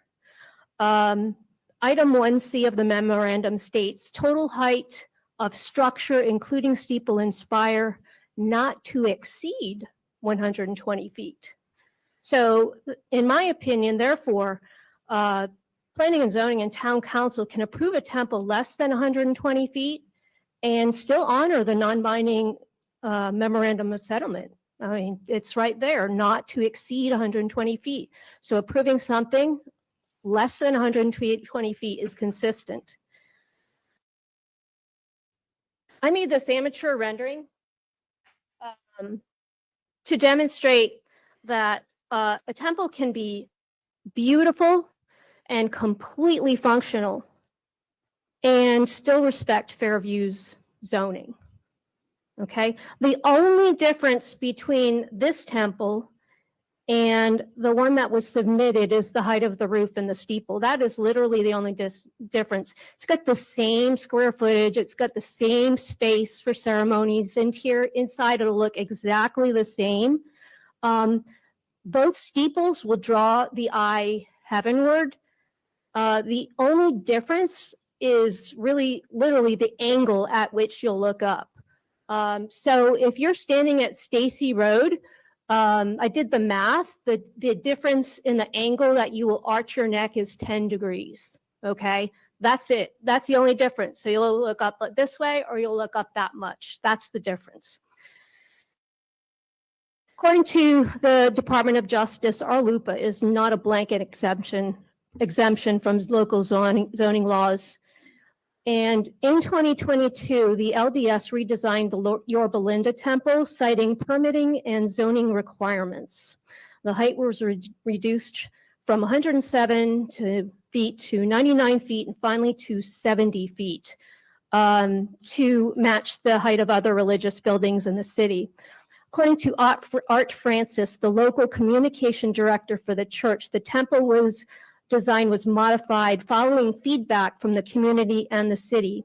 He said, "We did this as a courtesy for the neighbors. We feel under the admonition of our Savior that we're supposed to love our neighbors. It was important for us that they felt they had an input in it." We've never had an input, not directly. Time to wrap up, please. Wouldn't it be wonderful if the LDS loved Fairview as much as it loved Yorba Linda? Thank you. Okay, Lisa, you're up next.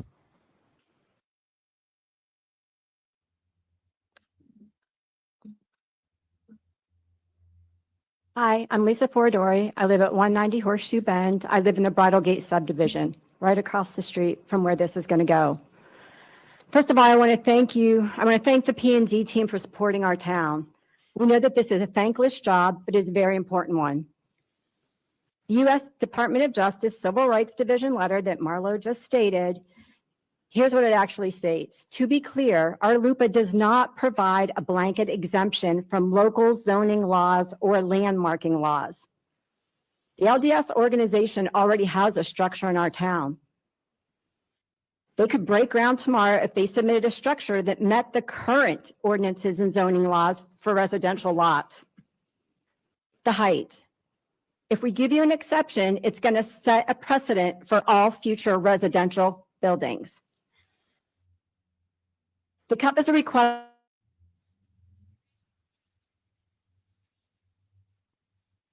Yes, non-binding document says up to 120 foot. That document is useless as LDS did not submit a new CUP in January per the agreement and instead sent a letter of intent to sue our small town. We request the town council approve with the condition the height of the steeple and roof line is consistent with the current precedents of Fairview. LDS has compromised in other cities and towns. Yorba Linda, Phoenix, and Tucson are examples. Our dark skies. We have dark skies to maintain the character of our town. There have been no CUP requests in residential zoned areas in the history of the town of Fairview that challenge the dark sky ordinance. This demonstrates the town and the citizens are committed to this aspect of our town's character. We respectfully request town council approve with the condition the lighting is consistent with Fairview dark sky codes and the LDS precedents of compliance shown to these cities, Heber Valley, Lone Mountain, Cody, and proposed in Flagstaff. We ask that we do not give up. We have been only fighting for a year. It would be difficult to prove a burden of religious freedom with the limited conditions outlined above. As demonstrated above, there are current examples under existing LDS leadership that confirm Fairview's requests do not result in a burden to the LDS right to express their religion. These are current decisions by current leaders. This seems to minimize the legal ability to argue that height and lighting is protected under our LUPA. In prior temple disputes, LDS has threatened legal action and eventually complied with communities. Fairview has a strong case with LDS currently owning the CUP precedent in Fairview and actively expressing their religious rights in our community. Need to wrap up now. There's a significant road ahead before the town reserves are depleted and new taxes must be considered. Homeowners support the town's ordinances and we will continue to fight on behalf of the town, both in action and resources. Thank you so much. You know, she may be right. The problem is the town can't afford to find out. Followed by Helen Exactly. Penham.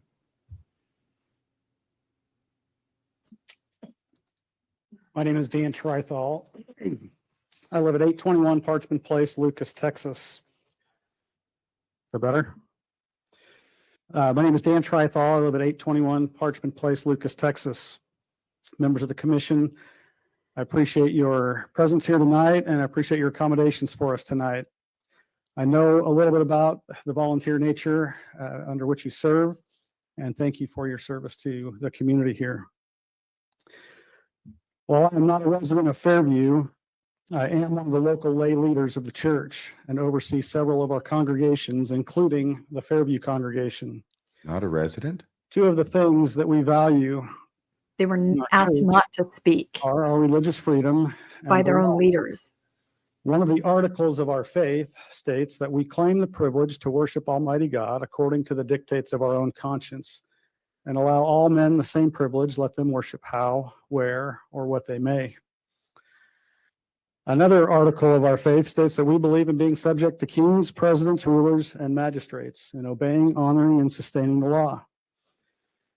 We are here tonight as an expression of both our religious freedom and our commitment to follow the law. Many have asked, why don't you follow the law? My response to that is that we are.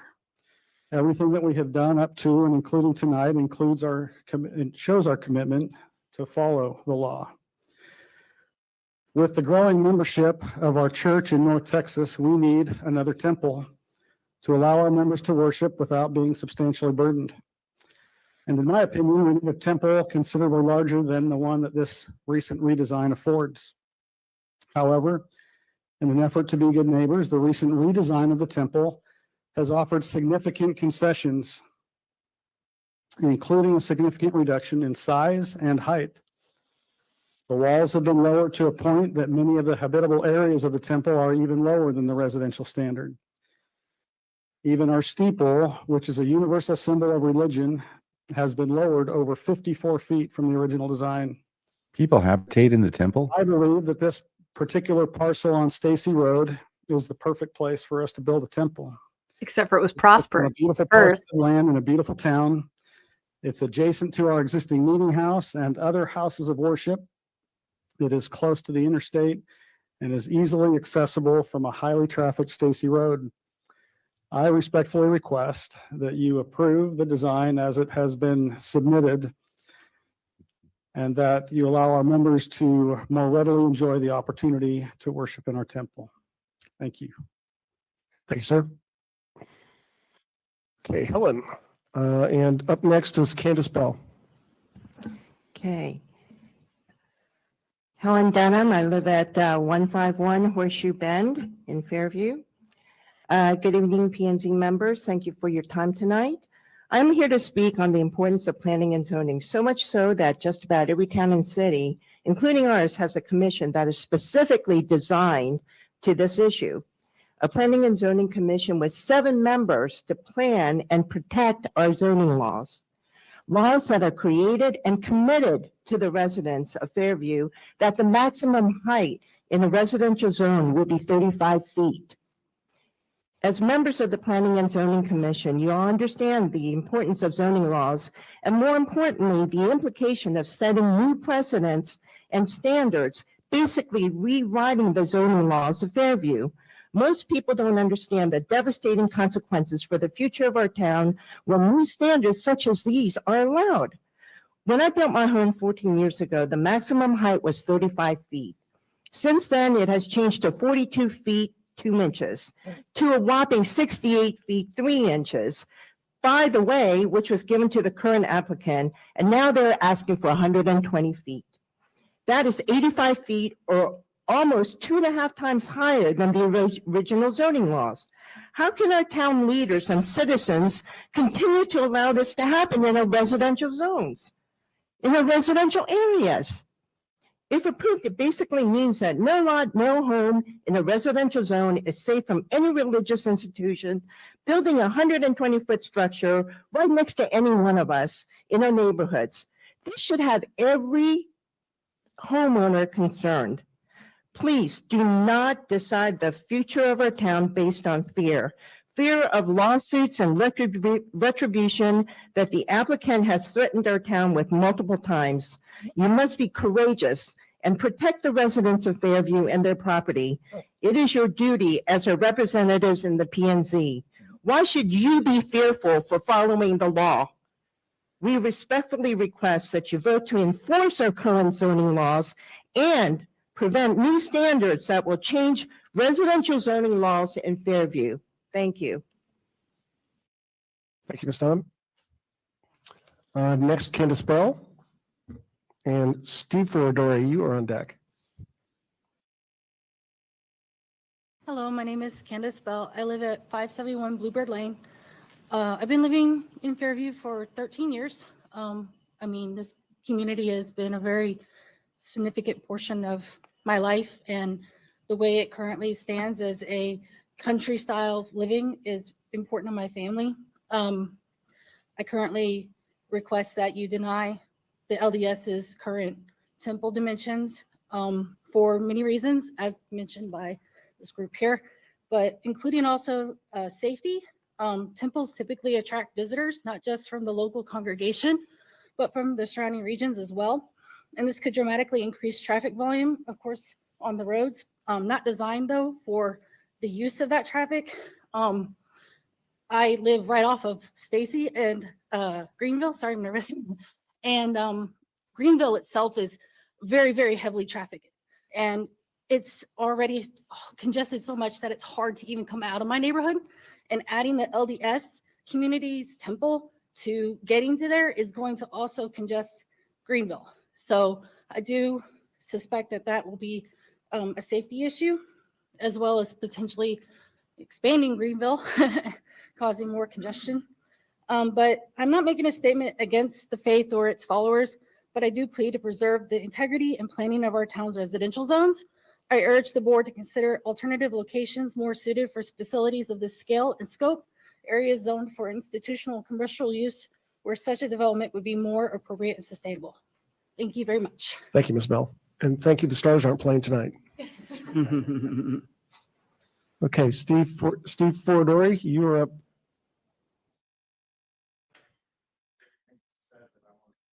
Okay, thank you. Thank you. If you find a general comment, if you find that everything's been said that you're thinking of saying, then you can be quick. You can say, I agree, whatever you want to do.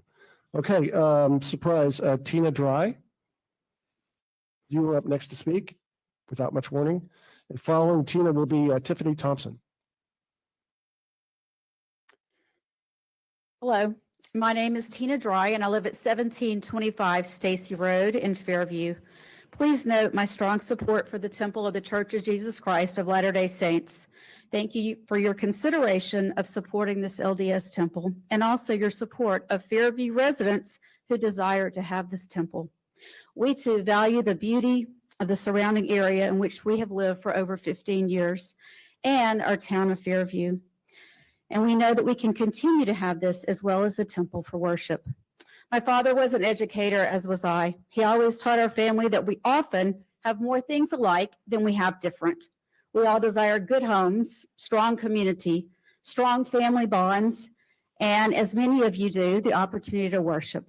As a lifelong member of the Church of Jesus Christ of Latter-day Saints, I eagerly look forward to the peace and prayerful worship of Jesus Christ that will be found there for faithful members.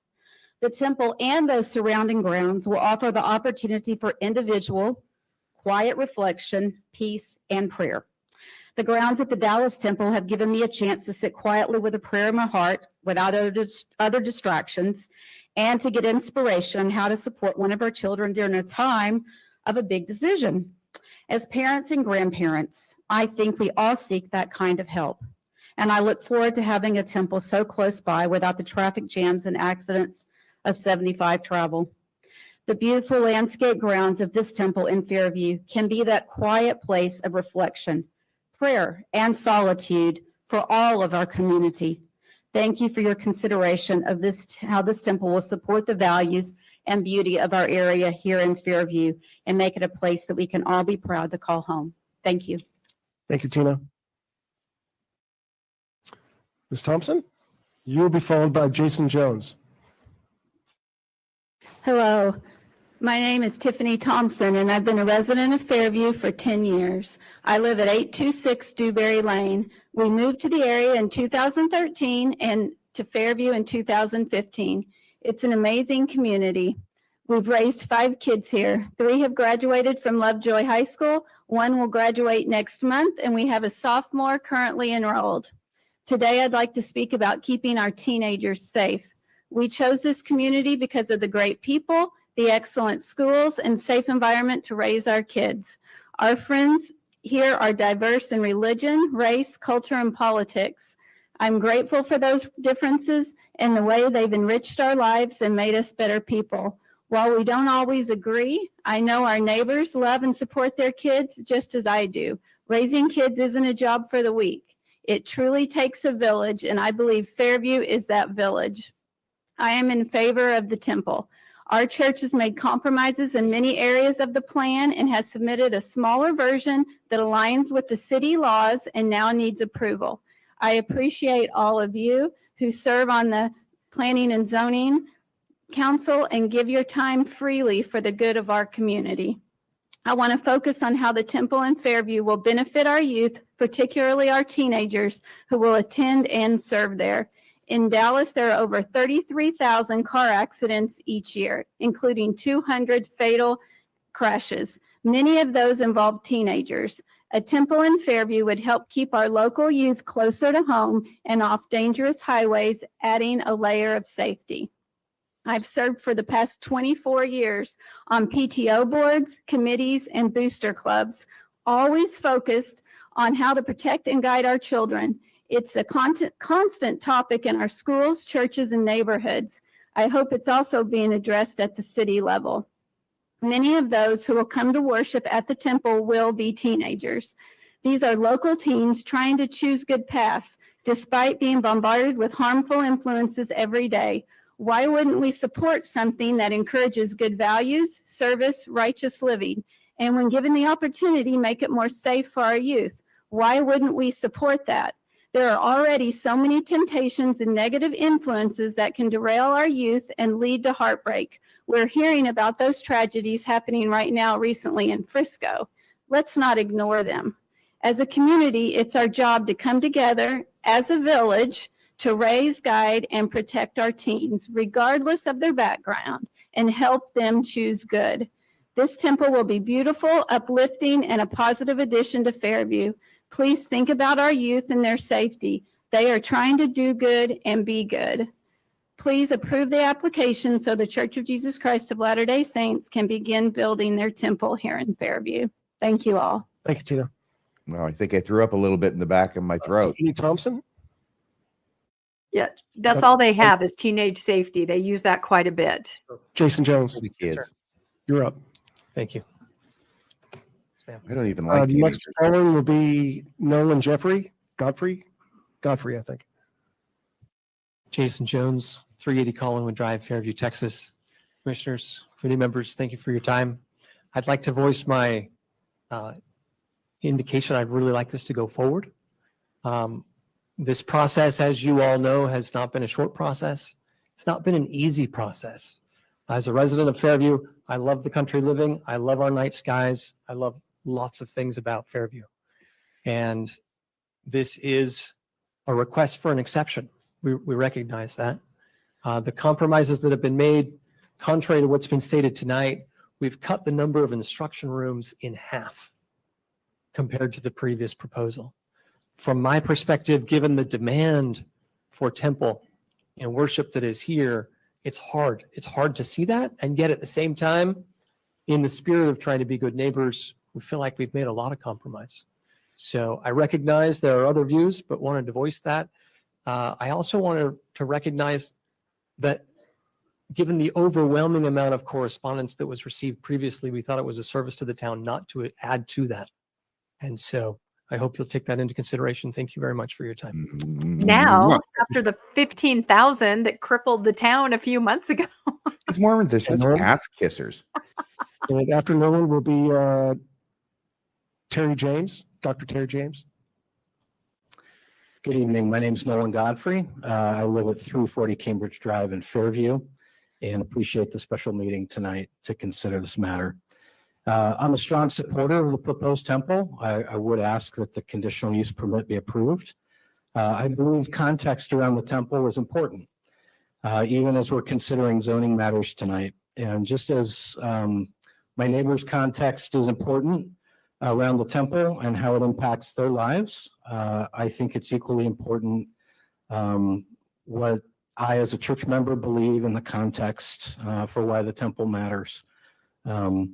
The temple for me is the pinnacle of my religious experience and my worship. And one of our church prophets in the past said that we should consider the temple as the great symbol of our membership. As I do that and strive for that, the design, the beauty, the full experience I have in the temple helps me remember the Lord Jesus Christ, who I worship, and helps me find purpose and meaning and deepening relationships with my family. For many church members, a temple that is beautifully designed, built, and decorated enhances that heavenly symbolism, that experience that we have. In the case of this temple being considered tonight, I personally think it's more beautiful than the first, is my personal opinion, even though it's smaller. Is the proposed steeple height taller than 35 or 68 feet? Yes, it is. Do I believe that it's proportional to the beauty and the design that's been proposed? I do. And do I believe that it adds to my experience of worship in the house of the Lord? I absolutely do. Church steeples and spires, as have already been mentioned, and towers are great symbols of religion across the U.S. and across the world, and they have been for centuries. Personally, I would love to see more in Fairview. I would actually be a fan if this temple got approved and another religion wanted to have a similar sized building. I would love to see it. I stare out at the Fairview Water Tower behind my home, And I have pride in being in Fairview. Similar size, not larger. More steeples than water towers. Temples are fundamentally different from our chapels, which is also an important context related to the design, the height, and the beauty. We worship in our chapels. We have Easter and Christmas services. We have concerts. We have activities. We do Pinewood Derbies. We do all kinds of things in them. The temple is an extremely different place. It is very distinct. There are very few in the world. They are very sacred, and we consider them, as I mentioned, this pinnacle of religious experience. Yes. And that experience for us can be having the presence of the divine in our lives, gathering our families close to us, and a place where heaven and earth can meet. I'm grateful for us considering this. I'm grateful for your time. Thank you very much. Thank you, Nolan. Have you ever thought that a person who says that going to the temple Chairs, is the pinnacle of their worship experience needs to get out more? Landon Brian Snow. It's a good point. To the Pinewood Derby, which are they having rogue derbies? Because Scouts is gone. Been a resident here in Fairview now for This is a doctor. 20 plus years. Presently, we live at 801 Creekwood Drive South. I'm a member of the Church of Jesus Christ of Latter-day Saints. A little closer to the mic, please. How about that? Is that better? Great. Good. He can say it again. It seems to me that we have one fundamental difference here that is of an area of debate and contention. How high is the steeple? Many of the others have been addressed, resolved, but I think that this is the one item that seems to be singled out, that there's a tremendous difference of opinion. Why is that?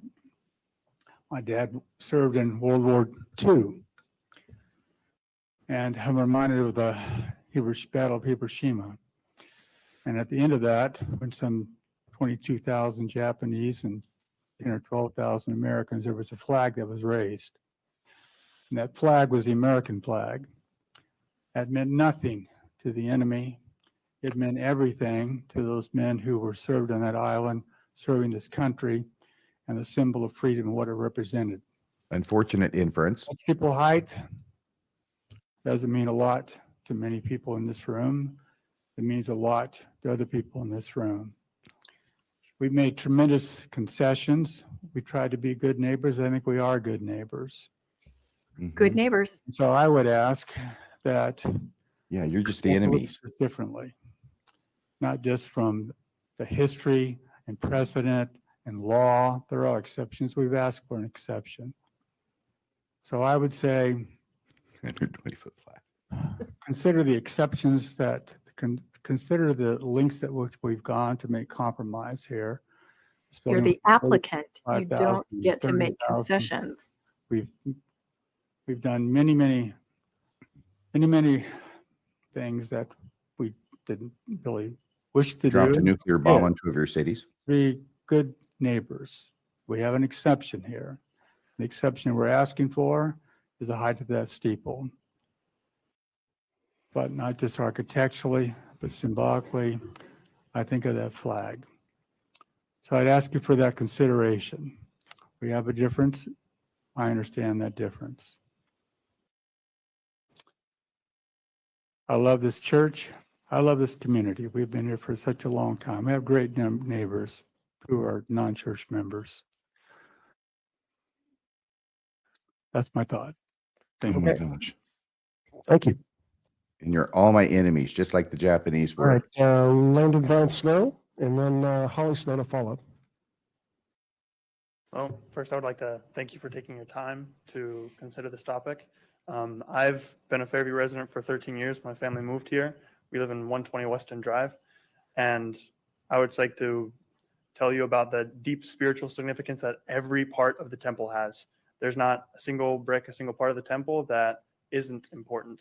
And I just barely returned from serving a full-time 2-year service mission for this church. And I know that there are a lot of people that want to get to know the church, and through the temple, they can do that, and they can get to know Jesus Christ. And there are people here that are getting to know the church with the missionaries, that for them, this is also very important, every aspect of the temple. But Oh, they're getting to know the church in Fairview. prove this because it is something very important. And thank you for your time. Yes, Bill, the shitter is the most sacred part of the temple. Snow? Holly Snow? Oh, he's a cute missionary, though. I understand that. But yeah, unfortunately, getting to know Fairview, more LDS, yeah, it's 120 different. Weston Drive here in Fairview. I just like to talk a little bit about the height of the steeple. The steeples are a universally religious symbol. It's recognized by pretty much everyone in the world. Steeples show a widespread belief in a higher power. The steeple of the Fairview Temple will not only be a symbol for our church, but can symbolize a commitment to a higher being for the entire community. The temple steeple will naturally draw everyone's eyes, both members and non-members alike, upward toward heaven. Members of our church worship Jesus Christ, and the steeple reminds us of him. That same steeple can be a reminder to members of all religions of a higher power that impacts their lives for good. The interesting part is people talk a lot about the height. The recognizability of symbols is what gives them meaning. When you're driving on a road and you're hungry and it's been a big, long road trip, how do you know where food is if you don't see the golden arches?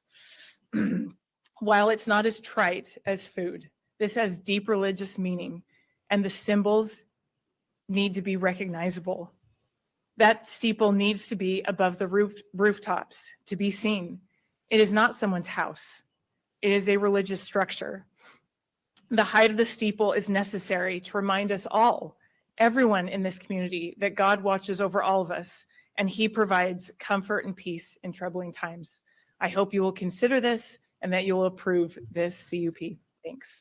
So people don't plan on a temple trip. They're driving somewhere and they see a temple and they say, hey, I'm going to hit the temple now. Lucky Butler. Yeah, but you can go into McDonald's. You can't go in if you see the steeple. McDonald's, they'll let you right in. Richard Butler. I live at 681 Oakmont Court in Fairview, Texas. And I just wanted to say I am in support of the building of this temple. I appreciate and am thankful for the compromises that have been made and that the progress that is being made. And I just want to say I love my community and I love my neighbors, and thank you for your consideration. Okay, thank you. Yes, the steeple is branding. Exactly. All right, Terry. He said it. Billboard, branding, lit all night. Next up is David Culbertson, 636 Cabernet. I know I mangled that. I think I got him. Hi, my name is Nikki Butler. I live at 681 Oakmont Court in Fairview. I'm a member of the Church of Jesus Christ of Latter-day Saints, and I'm also an active member of the Fairview community. Tonight, I wanted to express my support of the proposed temple here in Fairview and share just a little bit about what I think it will mean for our Fairview community. The temple is being built to serve the members of the Church of Jesus Christ of Latter-day Saints who live here in Fairview and in the surrounding areas. It's not intended to disrupt or compete with other religions. In fact, it's quite the opposite. It's meant to add to the shared values that are already such an important part of our town. Some have questioned the impact the temple may have on Fairview. I'd like to reassure you that it aligns beautifully with the town's commitment of keeping it country. The temple is not a busy or a noisy place. It is a reverent house of worship. While small sacred wedding ceremonies do happen inside, receptions and large celebrations are held elsewhere. The temple is a quiet place of reverence, not a gathering spot for large crowds. The grounds will be beautifully landscaped and maintained, not just for the comfort of those who attend, but also for the community, as it's a peaceful open space for reflection and calm. Something I believe that only enhances the rural charm and tranquility here in Fairview. Inside the temple, members are taught to live with integrity, kindness, and a commitment to serving others. Those who attend the temple have made personal promises to uphold high moral standards and to strengthen their families and communities. These are principles that can only enrich the fabric of Fairview. In short, I see this temple not as a disruption, but as a quiet and respectful addition, a place that fits well within the peaceful, values-centered life we all appreciate here in Fairview. So grateful to be here, so grateful for your consideration. Thank you. Thank you. It was country before country was cool. It could do all that in the commercial zone. Yeah, my name is David Gulbrandsen. It's a nice, long, hard to say Norwegian name. I'm a resident of the 636 Cabernet Court in Fairview, about 4,800 feet north of the temple lot. And I'm very much in support of the temple. I am a member of the Church of Jesus Christ of Latter-day Saints. And my wife also serves as a temple worker in the Dallas temple and looks forward to working in the Fairview temple as well. And, you know, when we moved to Texas from California in late 2017, as we moved into this the state, my wife was driving as we crossed the state line on I-40, and I was searching on my phone for we were looking at real estate, trying to find a place to call our home, and a lot in the vineyards of Fairview came on the market, and we saw that almost as a sign that that's where we needed to be, and we very quickly purchased the lot and built a home there, and moved in 2019 and have lived there since. And it's probably going to end up being our retirement home as well. And we're excited to live in this community and want to participate fully in the community, and are really looking forward to having a temple close to us to be able to worship and have a beautiful place to be. So I wholly support the CUP, and I'll wish for the council to approve it. Thank you. Okay, thank you. Marjorie Smith. Next up, Gretchen Weld, 501 Lakewood. The sun has set in Texas. When you understand this builds loyalty in the members who are there, at least in part, you understand also why the church doesn't mind upsetting a few people outside the faith. Hi, I'm Marjorie Smith, or Margie Smith. Live at 281 Paddock Trail in Fairview. Yorba Linda is a small town of 68,000 residents in California, with similar zoning regulations and precedents to Fairview. Their experience with a CUP application for an LDS temple is also similar to Fairview, but they were treated in a neighborly fashion and were successful in maintaining existing zoning laws and precedents. Here's the Yorba Linda timeline. On March 29th, 2022, the LDS held an informational meeting for Yorba Linda residents, presenting a temple rendering with a 107-foot spire. The residents pushed back on the height of the spire. 7 weeks later, the LDS presented their project to the Yorba Linda P&Z Commission with a 99.4-foot spire. Residents continued to push back on the height of the spire, and the P&Z commissioners also expressed their concerns. At the end of the night, P&Z conditionally approved the CUP application subject to 101 conditions for approval. One of those conditions limited the spire to 70 feet, the precedent for a spire at another religious facility in Yorba Linda. 30 days later, on June 10th, an updated rendering of the LDS temple was presented with a cupola and a spire reaching 70 feet, thereby meeting the height conditions. The church's local communication director stated, "We did that as a courtesy for the neighbors. We feel under the admonition of our Savior that we're supposed to love our neighbors. It was important to us that they felt they had input in it. Also, we want to make sure we're good neighbors and trying to facilitate a building that would fit in the architecture of our community, but also be very distinctive for an LDS building." Only 8 days later, on June 18th, the LDS held a groundbreaking ceremony for their temple.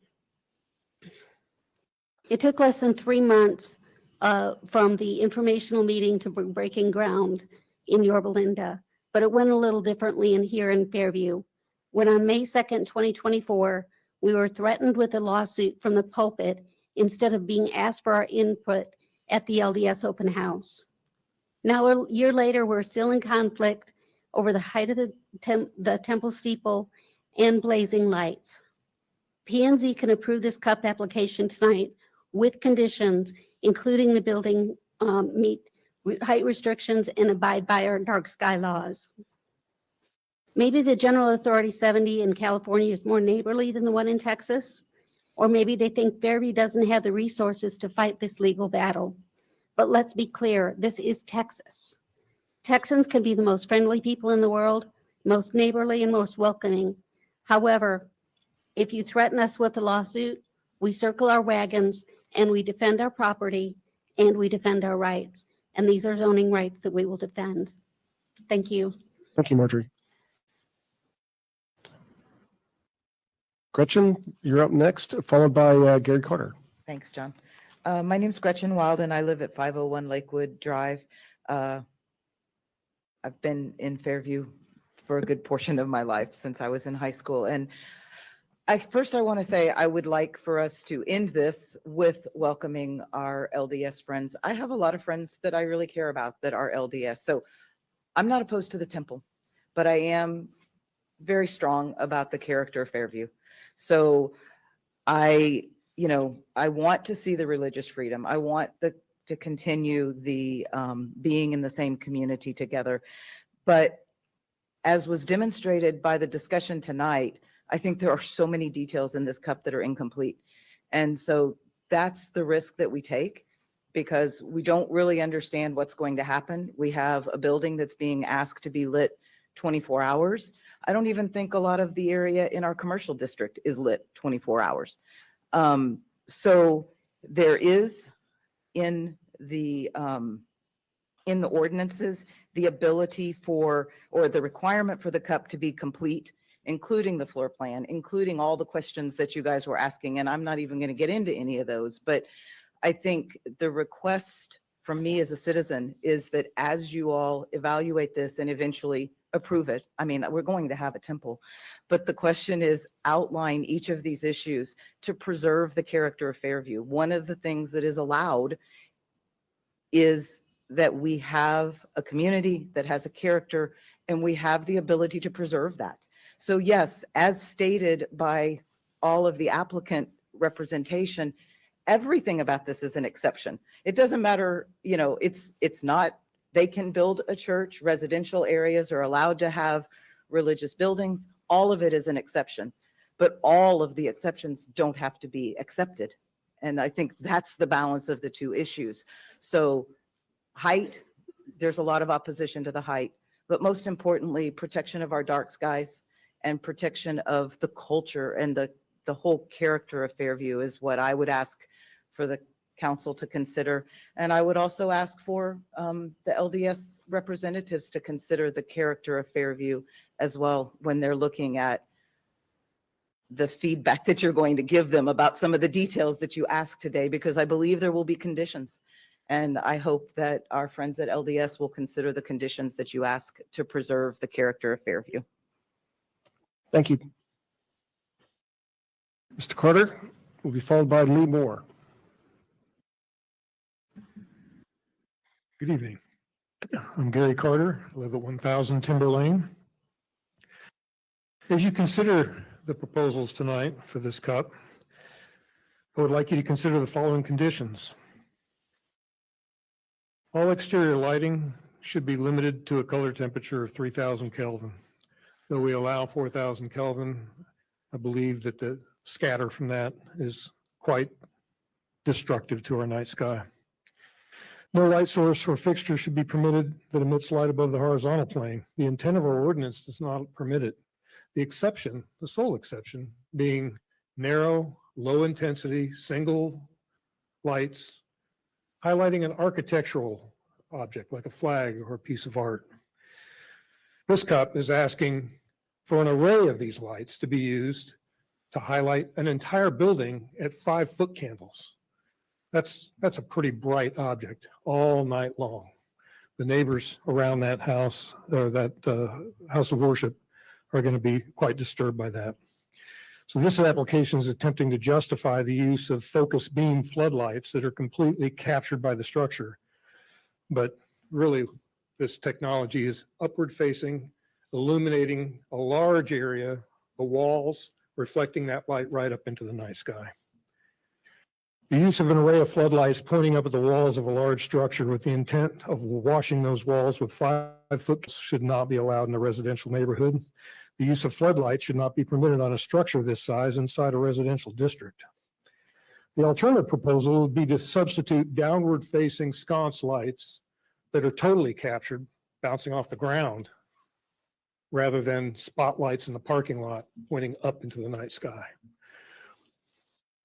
I think exterior lights taller than 20 feet or mounting height larger than or higher than 20 feet should not be permitted to operate at night, regardless of the temple operating hours.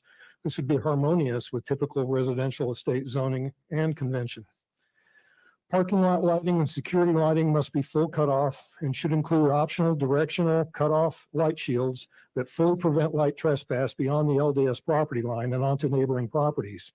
The optional shields, when combined with the mounting height of the light sources, should completely mute the light source, that is the element in that light, such that a person standing at the property line looking back into that property up at those lights cannot see that light source. Security lighting should be zoned and limit the illumination to specific areas when triggered by motion sensors, and they must turn off or dim again after 5 minutes delay. Other asks, the way to minimize the amount of reflected light is to lower the height of this building to 70 feet. Thank you. Thank you, Mr. Carter. I know this is an area of interest from the commission, so if you could hang around, we may have some questions for you as we deliberate. Okay, Lee Moore. Yes, please hang around. After Lee will be Doris James.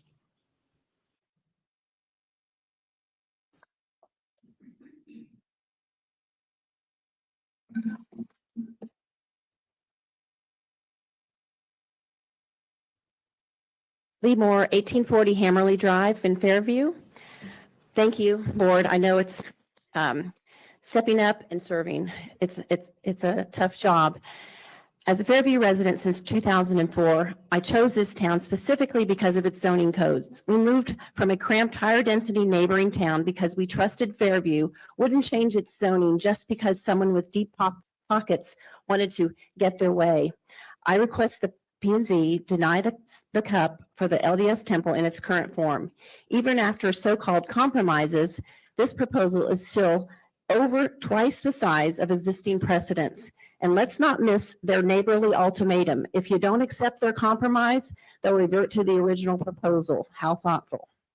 We're just not looking at today. We're looking at Fairview's future.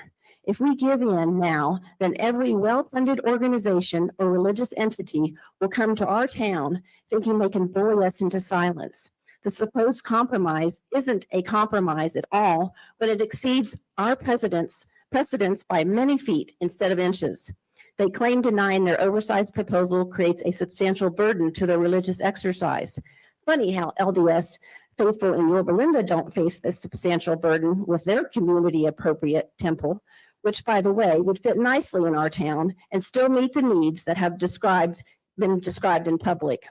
Do they practice religion differently there, or do they just respect local ordinances? The PR spin has also been remarkable. Their spokesperson claims Fairview hasn't given any reason beyond "we just don't want it here," an outright falsehood, as not a single resident has said those words at the microphone. Then they refer to Church Row as if it nullifies the argument while conveniently omitting that the lot is still a residential zone and has to abide by residential zoning. She also references taller churches in our same zip code without mentioning they're in different towns with different zoning laws. Or another favorite is when it's mentioned that there's retail across the street when one, it's a different town, and two, the retail is CVS and Sonic, both of which have heights that are lower than our REM zones across the street. Board members, your vote today isn't just for today, it's for tomorrow, it's for our children and our grandchildren. This is your legacy. I hope you choose our town's character over the threat of lawyers from a billion-dollar bully. Be David against this Goliath.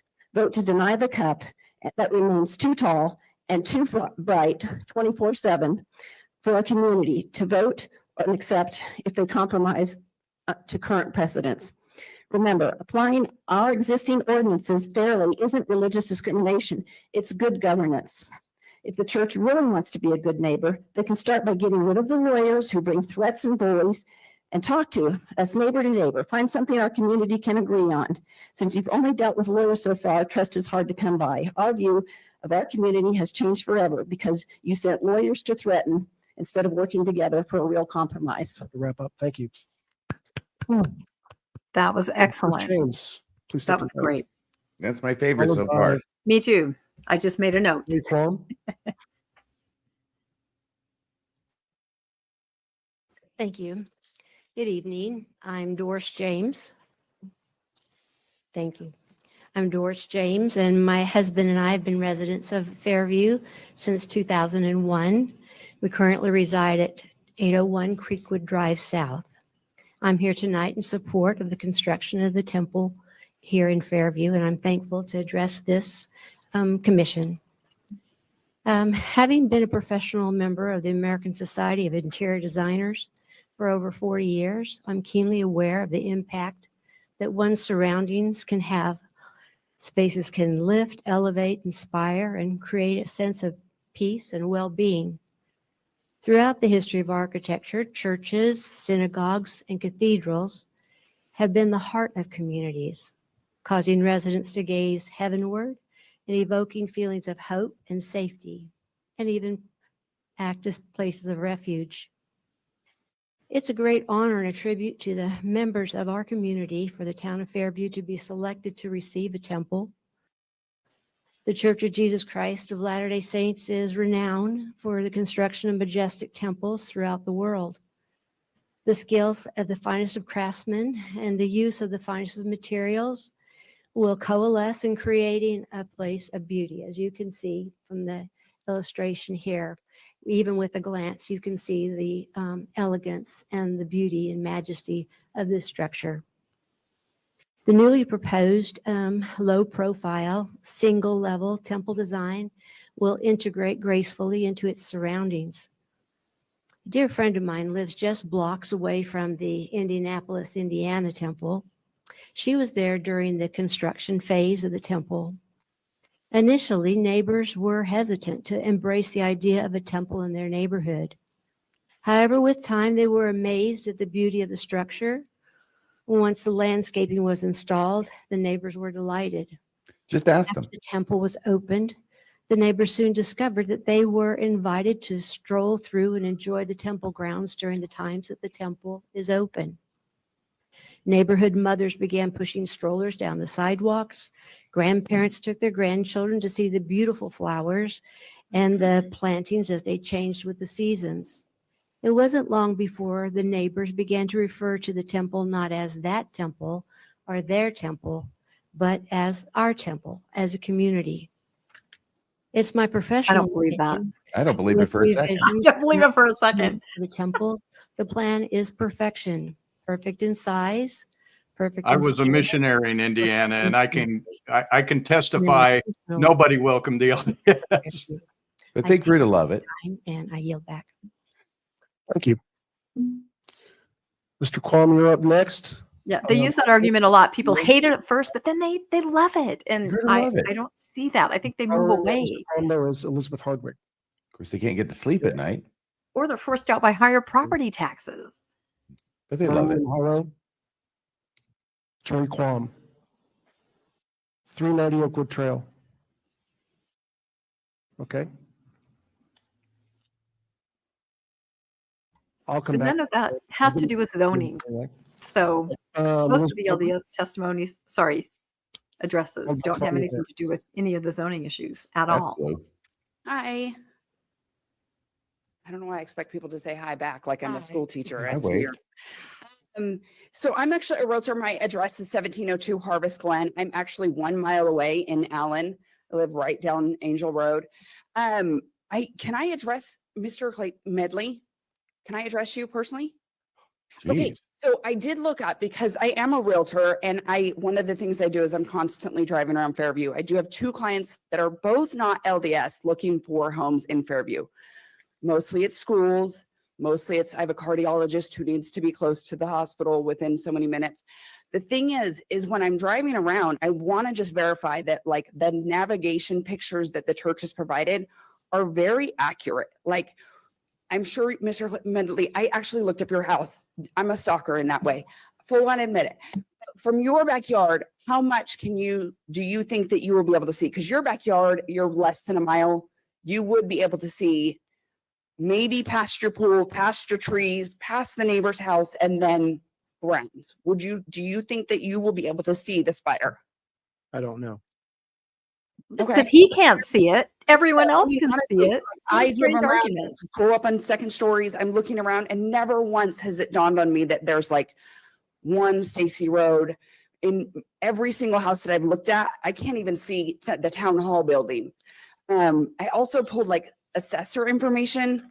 I will say most people have really gorgeous pictures, overhead views. And one of the things you can see is like from this house, you can barely see that they have tennis courts, but you can definitely not see this way over here, which is only 1.5 miles, is this giant building we're in. It is a giant building, not a steeple, a giant building. So in perplexities, like I never can go tell a client like, well, why do you need an 11,000 square foot home? That's their business. It's not mine. If they have 2 children and want an 11,000 square foot home, it's not my job to tell them. I have other people who go, no, all 4 of my children want to sleep in the same room. It's not my business. It's not my job to critique them on But how their they home want to can't live. be over 35 It's feet not tall. anyone's job to tell them how big their Yeah, church ask Joel if he My can other see the children temple 160 feet interfering with away. Ask things Joel. This woman is teaching your children, folks. interfering with a view of the ocean. This isn't interfering. This is a steeple that, like Adriatica Village in McKinney, is one of the most beautiful places. The rent, like mortgage prices, are phenomenal there, and it's literally built around 4 churches. 4 churches. It's an And unless you're advertisement. looking at it, you're like, no, it's Adriatica. It's 4 churches. They all have big steeples.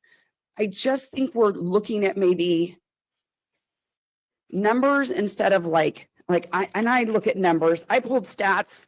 Housing numbers are fantastic for Fairview. Clients love it here.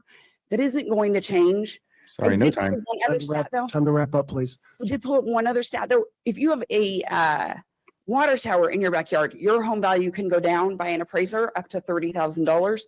A church will not affect your home value from an appraiser standpoint. All right, thank you. Thank you. What a strange argument. Just because you can't see it, Mr. Planning and Zoning, you should vote for it. Doesn't matter if others can see Confessions of a secret voyeur. it. That is one Good of the evening, stranger planning and ones I've zoning ever members and heard. town officials. I'm Claudia Mayer and have lived at 500 Lost Creek Trail for 25.5 years. First of all, I want to say how appreciative I am to each of you for serving on this commission and being an important part of this process. Some of the most thankless jobs in life are the unpaid ones, but each of you are the only hope we have to protect our town, our quiet, dark skies, and our rights regarding existing ordinances. I felt the need to let you know how concerned I am, and many others in Fairview, with the decision to hold these expedited meetings to vote on the new LDS temple design. It has the look and feel of covert and underhanded decision-making process. I feel like this, once again, is playing into the bullying tactics that our town has clearly been met with over the past year. The applicant did not meet the deadlines as agreed to by both parties during mediation, yet our town bends over to make this expedited review of their plans and vote happen before the regular May council meeting.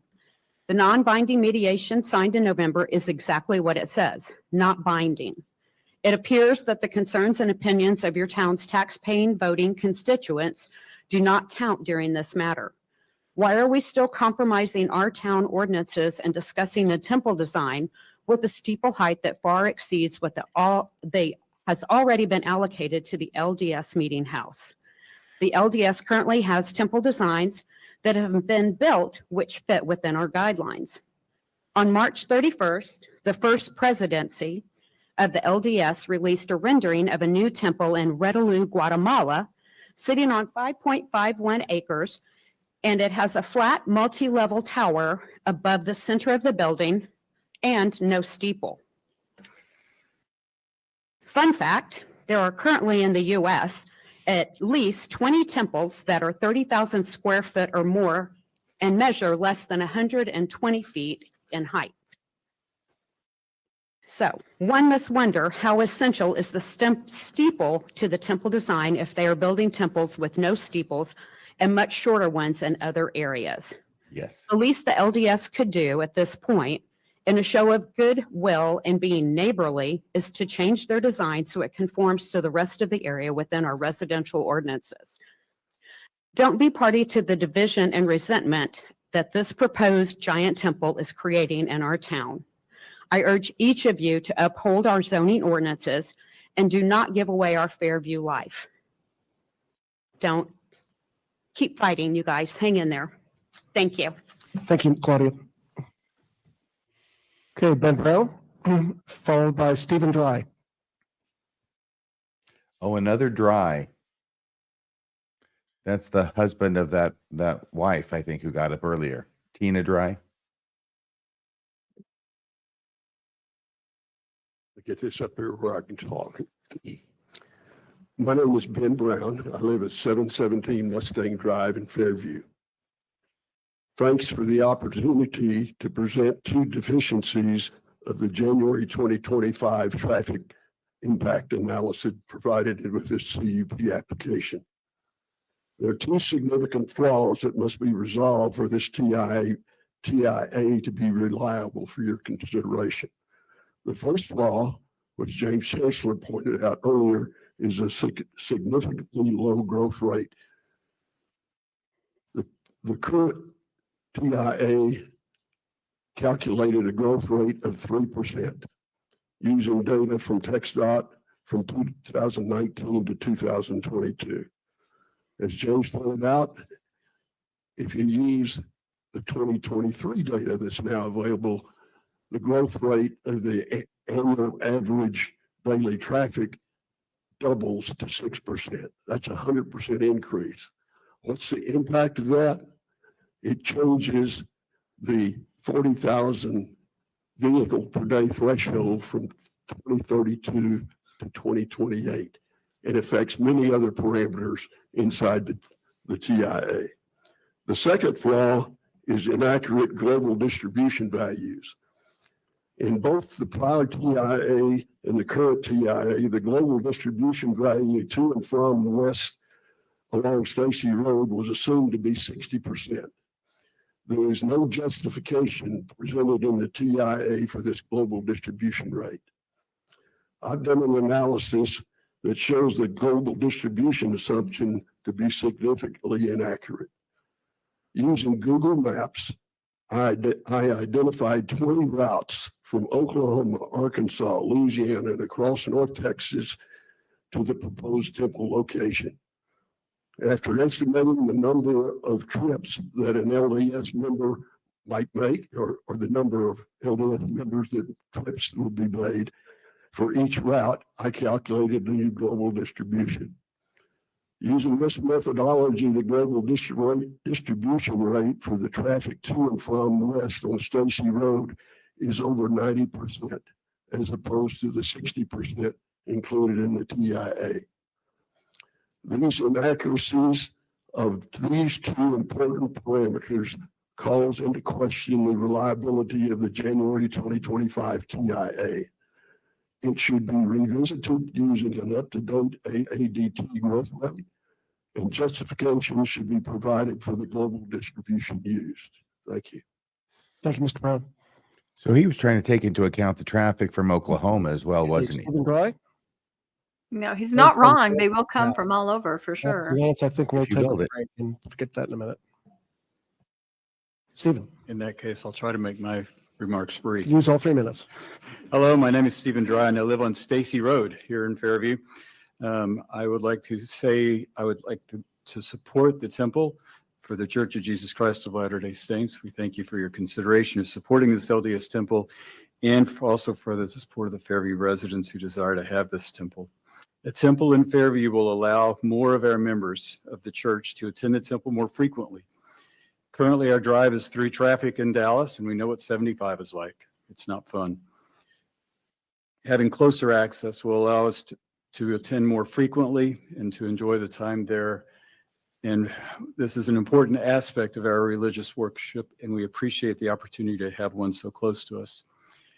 And in a sense of maybe a little bit of levity, I guess we can have everything in Texas be a little bit larger, but maybe not in Fairview. Okay, thank you. Gave us back 2 minutes. All right, Lance Dow. That one brought down the house. Lance Dowd, I live at 458 Long Cove Drive. And I want to concur with everyone who has showed their gratitude for you, you members. I know you're paid well, but it's service, and that's the ultimate call that any of us can have. So hopefully you feel the love that we have for you and what you're doing. I just would like to begin by saying I've lived here in Fairview since 1993. It's over 32 years. And we moved here because it was keeping it country. We actually lived in Plano and decided to move. Remember coming off the highway 75 and onto Stacy Road, my blood pressure would drop at least 10 degrees. And then I would see pastures and cows and horses. Well, that ship has sailed, unfortunately. In fact, they put a 7-Eleven in on Highway 5. Some of you may remember. And there was a sign there, keeping it country, which was great to look at that. Well, the 7-Eleven went in and the sign came down. And that was basically the beginning of the demise of keeping it country, the way we saw it back then. I now live at Heritage Ranch. We lived on Forest Oaks for 20 years, and that's a street that backs right up to where the temple is going to be built.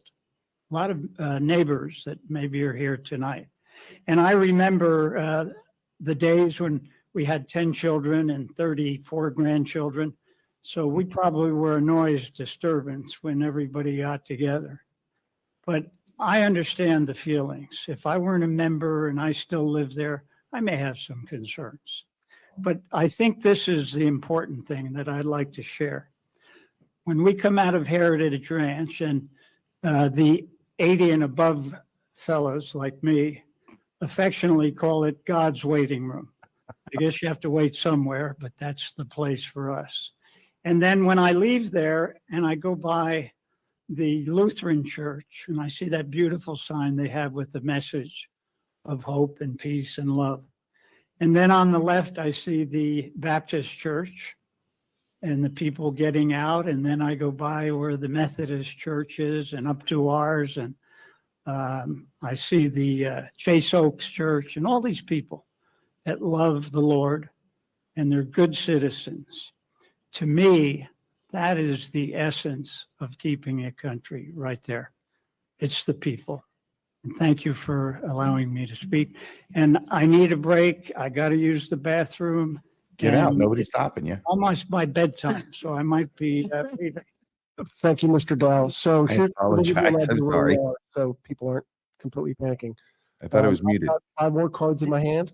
So unless it, I'm sorry. I'm 6 not meaning to laugh. Some of these testimonies are just so cute. bus full of a bunch of people show up, we can probably wrap up the public hearing in 30 minutes or so. So I propose a 10-minute break. We'll come back, finish our public hearing, and then we'll have commissioner discussion. Thank you. So 9:10, please. Oh, wow. So 10-minute break. Oh my goodness. This is killing me.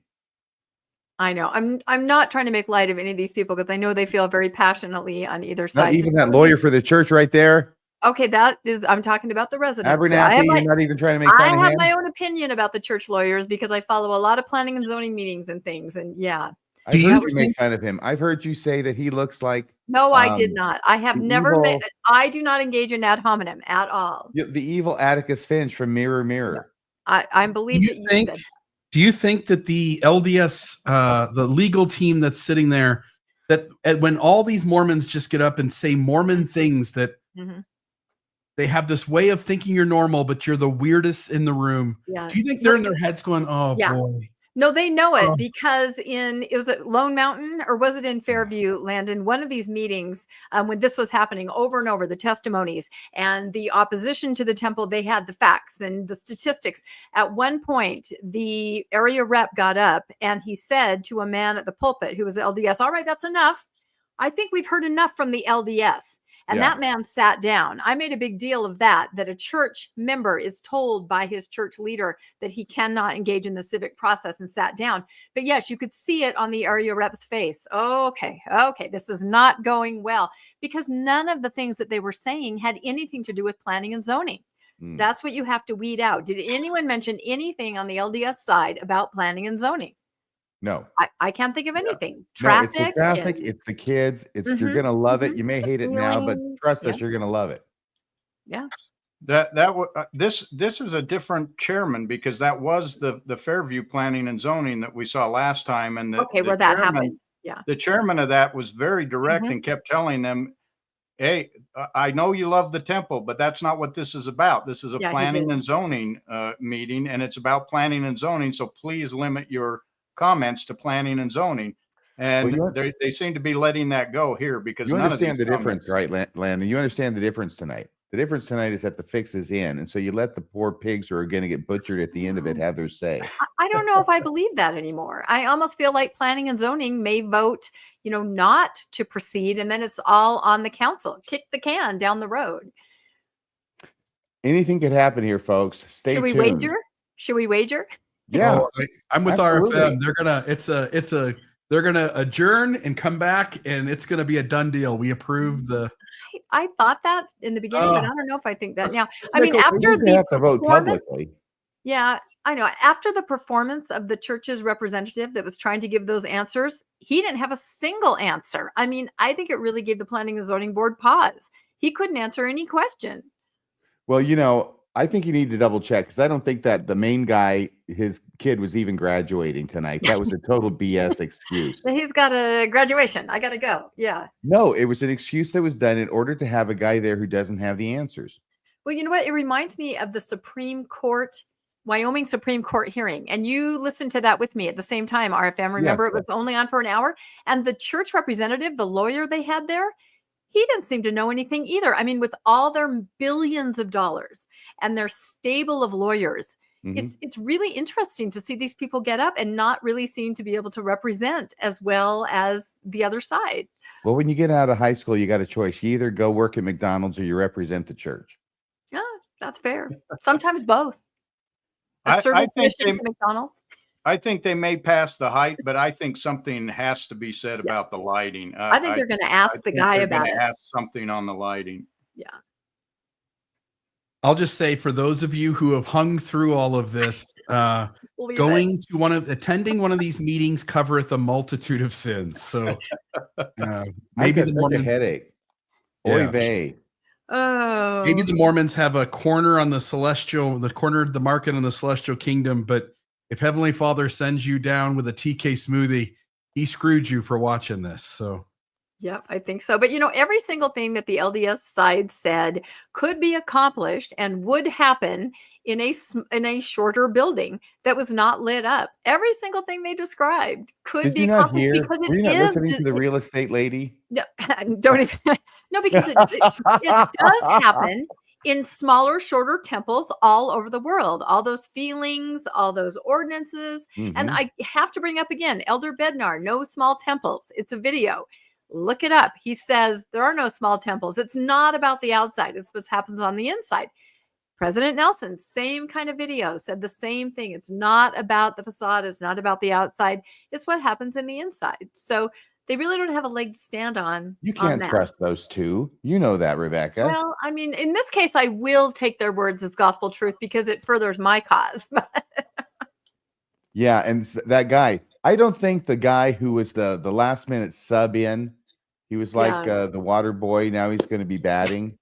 He gets in there, and it's probably Haney's son. It's got to be Mr. Haney. He had a son who went into the legal practice, and he wasn't ready, and now he's center stage. Thanks so much. Graduating kid from high school. He should have been there. That guy should have been there. That was inexcusable. So skip the graduation. Do your freaking job. You're a lawyer, man. Who graduates from high school in April? What school gets out in April? It's probably like first grade. He's probably just going from first grade into second grade. No, I can't make it. Sorry, guys. One of the LDS charter schools, Or did you know that BYU has a high school, 7th through 12th grade? You can just spend your whole life online at home, surrounded by BYU in the church. I just learned that. Really? Yeah, I'm going to That's a actually dream cover it come on the true. newscast. It's Is that pretty only in Utah? No, worldwide. You can, it's I'm thinking like $65 a credit. You can do your entire high school, junior high online with BYU curriculum. And is that part of Pathways? It's a little beyond Pathways, but it's an actual accredited program where you can graduate from high school. Isn't that crazy? I got to tell you something. Let's talk about this because I'm getting a really incredible headache, which I have been working on today. It's going to be bad enough right now. I think I should probably leave. Oh, okay. Do you need to go? I'll make my prediction, which I think has been made plain already. All right. Now, how much are we betting on this, Rebecca, to make it interesting? You I don't think know. that- Yeah, because I feel Please, let's do I really do. Yeah, let's poll each of us. Okay, so I really feel that they are going to not pass it, and they're going to kick the can to the town council. That's my vote. Landon, How does what that do you work? think? What do you mean? They could pass it to them and the town council could go ahead and say, we're going to pass this anyway. Yes, but it has to be a super majority. That's the point. If the planning and zoning recommends the temple, then they only need, I think maybe 3 or 4. They need a to pass majority. it. Yeah. But if the planning and zoning says no, then the town council needs, I think, 6 of the 7 to say yes. So it's much harder to pass. So it does depend tonight. If they do say we approve and planning and zoning, then I'm pretty That's sure it throwing won't have them under the town bus. council. That's Yeah, throwing so them under the bus. If you're like, well, that's what I'm saying. we're gonna Why pick would you all not of do them to that? say yes. You have to Why live in would this they not town. do that? You have to live in this town. Pass it on. Because the fix is in. Rebecca, do you not understand what that means? I do, but I still am just not sure seeing their faces and their questions. So I'm going to vote that they've got to act tough. I know. They've already rolled over. No, in just a minute. private, and they're going to You roll over went in at public Mayor here in a minute. Lessner This for is the your very moment to act thing. up. Yeah, you went at Mayor Lessner for acting tough, right? And you said it wasn't an act, but now the planning and zoning board can No, I do it? said he said the wrong thing. What he said okay. compromised the agreement, and it Okay. gave the church justified qualms about proceeding. Okay. I see what you're saying. I've learned never to argue with the lawyers. I will not argue with you. You argue with me I all don't the know. time. What do you think, Bill? What's going to happen? I think again, so there is a way that these guys can squirm out of it and put a lot of pressure on the other group. Yes. Throw them under the bus and force essentially all of them. That's a dirty trick. That shouldn't happen. But you might be right. Maybe they would go, I don't want to be the one responsible for giving this thing. Yes. Make them responsible. So we're going to pick a thing. But my hunch is RFM's right. Everybody's been talked to. Guys, we don't want a lawsuit. Just approve the thing, move it on, and the town will move on in no time. They'll start to like the temple. All right, Landon, what do you think? But And they'll just like because you're better my not going co-host, bankrupt. just because you're They'll my like Betty co-host, better. you don't have to agree with me. What do you think? I wasn't going to. Oh, damn it. You're supposed to agree with me. I think they're going to pass the height, but I think they are going to put restrictions on the lighting, Conditions. or they're going to put conditions on Right, it. we should make that that's clear. going to There have are to be 3 negotiated. things. Yeah, there And are that's 3 going to be things that can tough if happen. they do put conditions on it, because they're going to have to resolve those before Tuesday, I would think. Yeah, and we should point that out. They can either say it passes, we recommend it, everything's perfect the way it is, or with conditions. We like it, but not this and not that. We need to hammer that out before it goes to the council, or they can say we do not pass it at all. So there are 3 different outcomes. Yeah, how would they do that if they did it with conditions? How would they work that out in 4 days? Okay, I'm going to put this back on. So give me a second here. The last time we looked at it, they looked down at the guy, and said, "So will you agree to that?" And they huddled and they said yes. Yep, that is very true. Everybody's come back into the room and the guys are all sitting at All the right, table here we go. again. RFM, I can't grab- believe you can walk away from this, even with a headache, but I do understand. I got to see this through. Let me grab some Excedrin. I'll be right What back. if you just laid on the floor of your office? We don't have to see you, but you could just pop up and say things now and then. That sounds delightful. Hang on, let me get some headache. Poor, I know it's so long and grueling. It Kudos is to all by of the way, you that are hanging it in is there. long and grueling. Give everybody 45 seconds. You I should be think able so to too. say your beef in 45 seconds. Yep. You don't need to start out with when I first drove down those hills in 1947, and I saw this. Okay. Oh my goodness. But you know what? Here it is, the civic process, and everybody's involved, and that's great. Okay, let's wrap up our discussion. Angela Jones, will you come to the mic, please? Followed by Karen Bailey.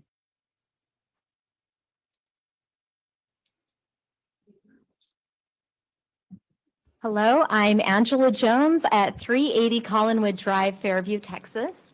I've come today to show my support for the temple to be built in our community. I'm a little chagrined that I didn't think to write a letter or an email before this meeting to show my support, because I certainly would have if I had thought to do that this time around. And I know many other Fairview residents would have as well. We have a lot of people in this community who want this temple to go forward. And I know that there is a vocal minority that is opposed to this, but I think the majority of residents here are not really that concerned either way this goes. And most people are indifferent or do not really want to become involved in this process. So I think you're not going to get a lot of pushback from Fairview residents if you approve this temple in our community. And I think it would be, you'll get a lot more opposition if we go forward with a lawsuit and taxes are raised and amenities are taken away. And that isn't what most people in this community want. So I urge you to vote in favor of the temple going forward. I think it will be a beautiful addition to our community. It will fit in nicely.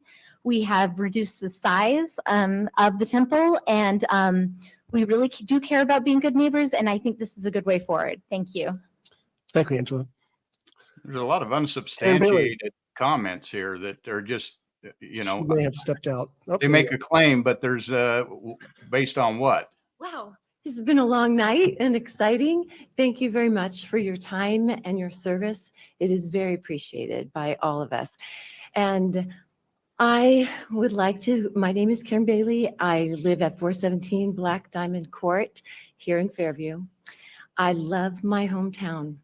I love my church and our faith as well. I believe that perhaps what Lance Dowd mentioned, that keeping a country is all about the people. I personally have a great appreciation for the people in this room who have a green shirt on. They are passionate, they are heartfelt, and many of them are my neighbors and my friends, and I'm grateful for them. I'm grateful for the love that they have of our town as well. I want to share a quick experience with you because this is my town. I went down to the Dallas Temple neighborhood. And I know at the time the Dallas Temple was being built that there was quite a bit of pushback as well during that construction and planning. And so my daughter and I walked those streets about 3 or 4 block radius, never knocked on a door, but there were plenty of people outside that I had a chance to speak with. They didn't know who I was or what I believed or what my preference was. And I asked them about their experience of the temple, because in that neighborhood, it is like right there in the middle, and they have tall spires and you just can't miss it. It is also extremely beautiful and you can't miss that. There was not, I would say we visited with probably 11 people. There was not one person that did not use a form of the phrase, "We love the temple." One person said, "What better neighbor is there than a temple?" Another person told me a quick story of when the lights went out in Dallas, in the city, and it's a neighborhood of all beautiful homes.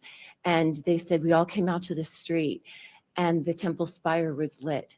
And they all said, not one of them, only one of them being Christian, said, "It always feels good to see the temple."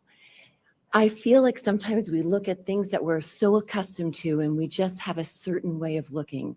But perhaps there are things that we don't know that we don't know. And perhaps, in fact, this temple would be a beautiful and holy, even addition to our city, or that we could pass it and feel peace, and that people who came to visited us here in our town would know that we love God and that we truly do, in fact, love our neighbors.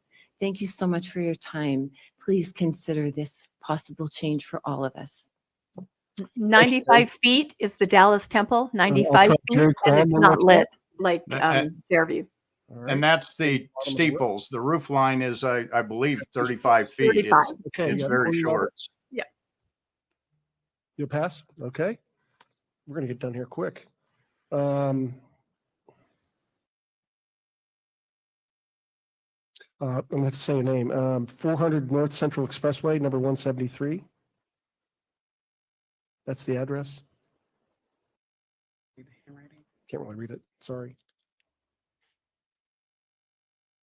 And I'm sure if she Uh, asked, Cobra what do you think Conte? of our temple? People are going to go, oh, 400 sure. North Yeah, it's Central great. Expressway, number 173. That's the address. I can read that clearly. Yeah, RFM did have to step away. So now Okay, there let's are go to the three. bottom. Oh my goodness, we're dropping like That's flies, but Uno. we'll try. Joel Shu, please. Oh, this is Joel.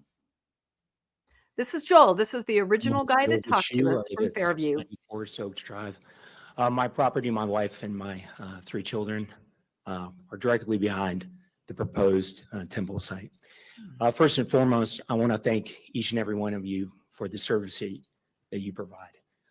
I know how valuable keeping our community in Fairview for everyone involved, and those particularly in the LDS community.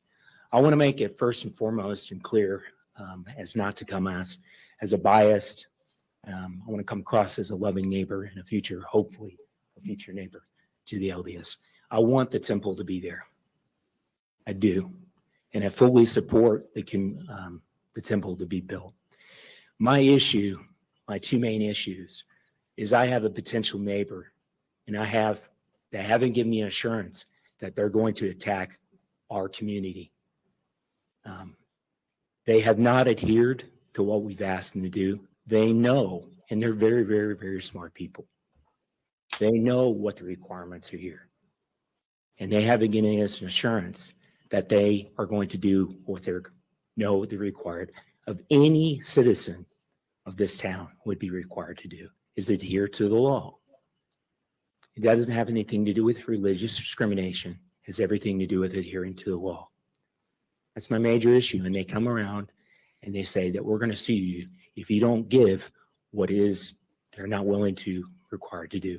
My second thing, my home is my sanctuary, as I think any home should be.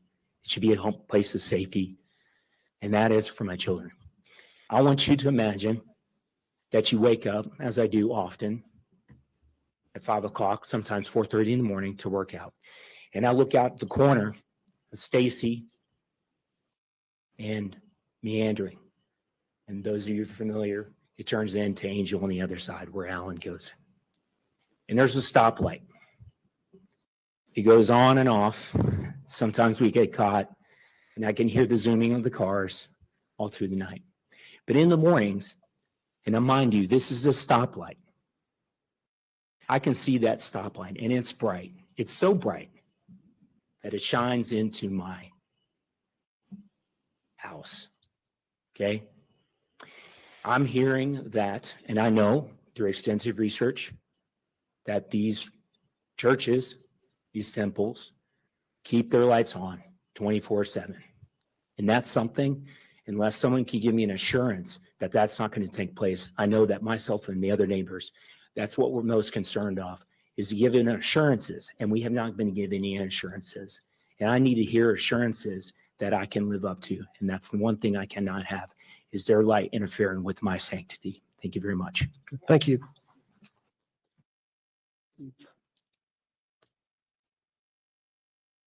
Adam, I can't read it. It begins with the E though. Okay, I'm going to have to stick with the address here. 4000 North Central Expressway, number 173, Plano, Texas.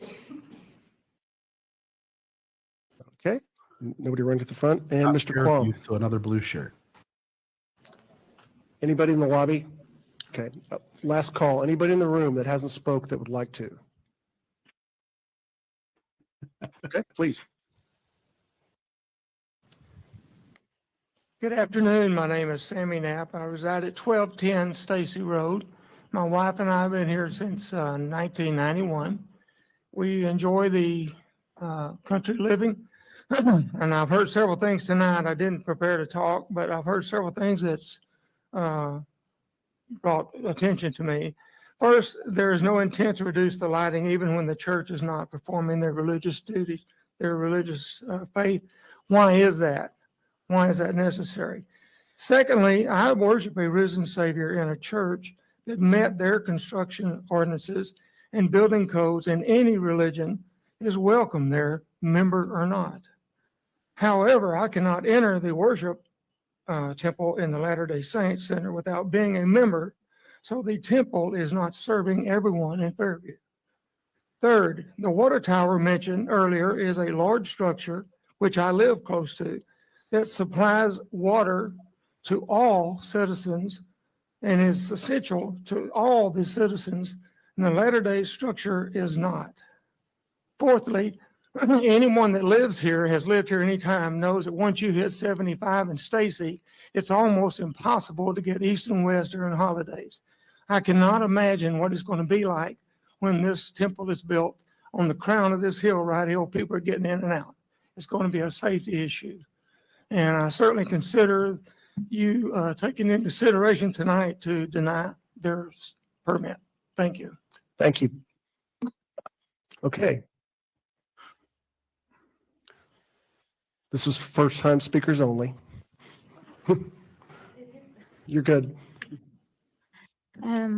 Hi, my name is Kathy Dahl. I live at 712 Acacia Drive in Anna, and I've never done this before. And I'm not really eloquent either. I'm just want to share my opinion. I don't know, go back and forth. And I just want to say that I would like you to consider to approve this temple. I would like it to be seen being built here. Thank you. Thank you.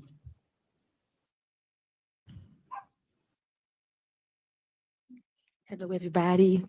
I know I'm not from like the US, but I'm a US citizen now, so I'm proud to say that. Need your name and address, please. Yes. My name is Isabella de Asunção, and my address is 355 Wynwood Lane, Bells, Texas. I know it's kind of far away from here. Thank you. But I just wanted to say that this is my first time doing this too. But as a immigrant and now a US citizen, I've moved to the US with the opportunity to have a better life, to have a light in this dark world that we see around every day, all the things, the chaos. So the temple is one of the lights that we could see in the world. We know that sometimes the society or people, they want to turn off that light, but that's exactly what makes me proud to be a US citizen, to have the liberties that I couldn't have on my country, my home country. So we moved over here usually just to have that opportunity, to have the spirit, to have a country that loves God. And that's what the temple is for me. It's a place of shelter, a place of hope, not only for the members, but everybody around it. And you see the peace, you see the spirit as we see in other churches. And I know that it's literally a pleasure being a US citizen. We love God, and that's what we just want to show, that love to everyone. Gotta love each other. That's what God teaches us. That's what Jesus Christ taught. And that's what I want to say. Thank you very much. Thank you. Okay, other speakers on our zoning case? Yes, please.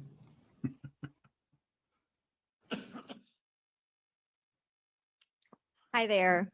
My name is Sharon Baldwin. I live at 590 Forest Oaks Court in River Oaks, which is the street that is directly behind where the proposed temple is going to be built. I was not planning on speaking tonight, but I feel like there's a few things that I would really like to say. There were a few things that were said tonight, including a realtor that came up here, and I am also a realtor who lives directly behind this temple. And my friend Joel there, and my neighbor, whose windows are directly behind this, about 165 feet from this temple. These lights are going to be on all night. And for anyone to say that this is not going to lower his property value is not looking at all of the facts. I moved here about 4 years ago now. And the reason why we moved here from Dallas. The reason why we moved here is because of the wide open space, the feeling of it being in the country, the fact that all the lights go off at night. It truly is magical.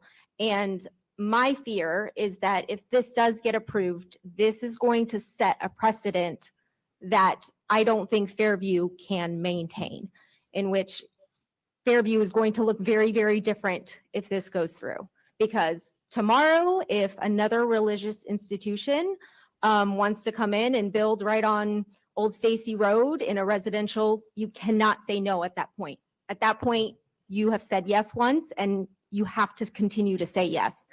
In Yorba Linda, as somebody mentioned, that temple is 30,000 square feet, is the same size. It has the same amount of space on the inside, and yet it's 70 feet tall. So I'm just a little confused as to why that is, as to why this one needs to be almost double the height of that one and still have the same amount of square footage.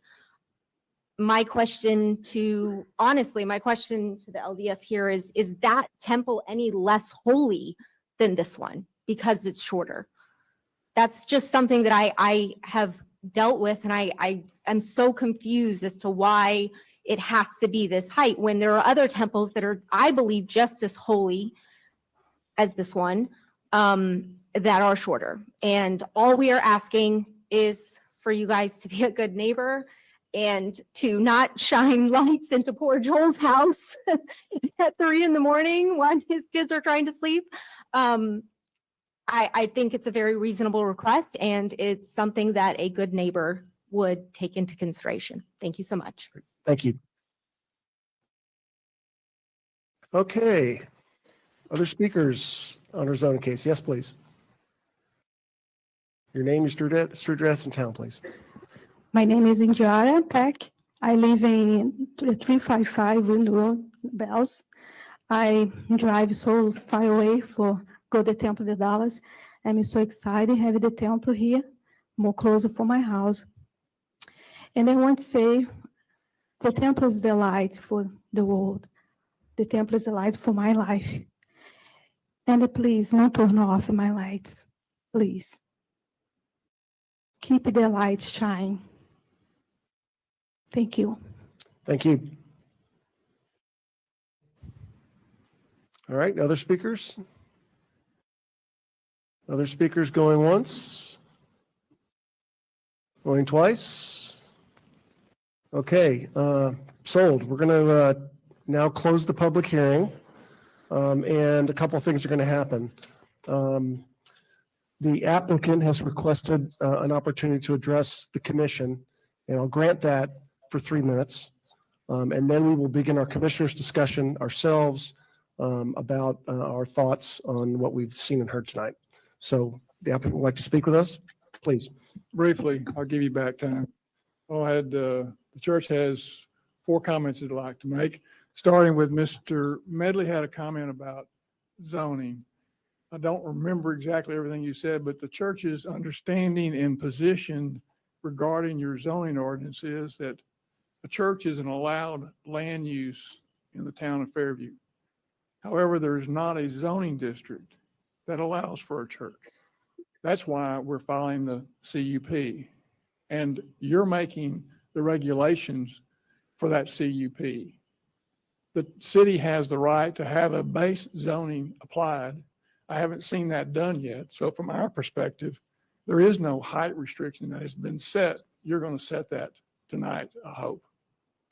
Second, I'm not sure I'm going to pronounce your name correctly. Is it Keeney or Keen? Keeney. You had asked about size and design of the church. The church, that's how I heard the question. Okay. But the size and design from the church's perspective, and that's the perspective we're giving to position tonight, is driven by form and function, that is the number of people that come, as well as spiritual beliefs. And the temple has been designed under the guidance of the church leaders, and it is there to serve its required purposes. Lighting. We comply with the lighting requirements. Lighting itself is not a specific matter for zoning. Obviously, you have to comply with all the laws of the town when you approve zoning. That lighting is typically going to be addressed at your site plan. And we agree that if there are concerns or questions about the lighting, we will get those resolved, and we believe we comply with them now, but we'll continue to work with the town to get those resolved, assuming you act favorably tonight. And finally, I want to go back to something I said at the beginning. This CUP application implements the agreement that was reached after a mediation with the town. It was signed and agreed to by the mayor.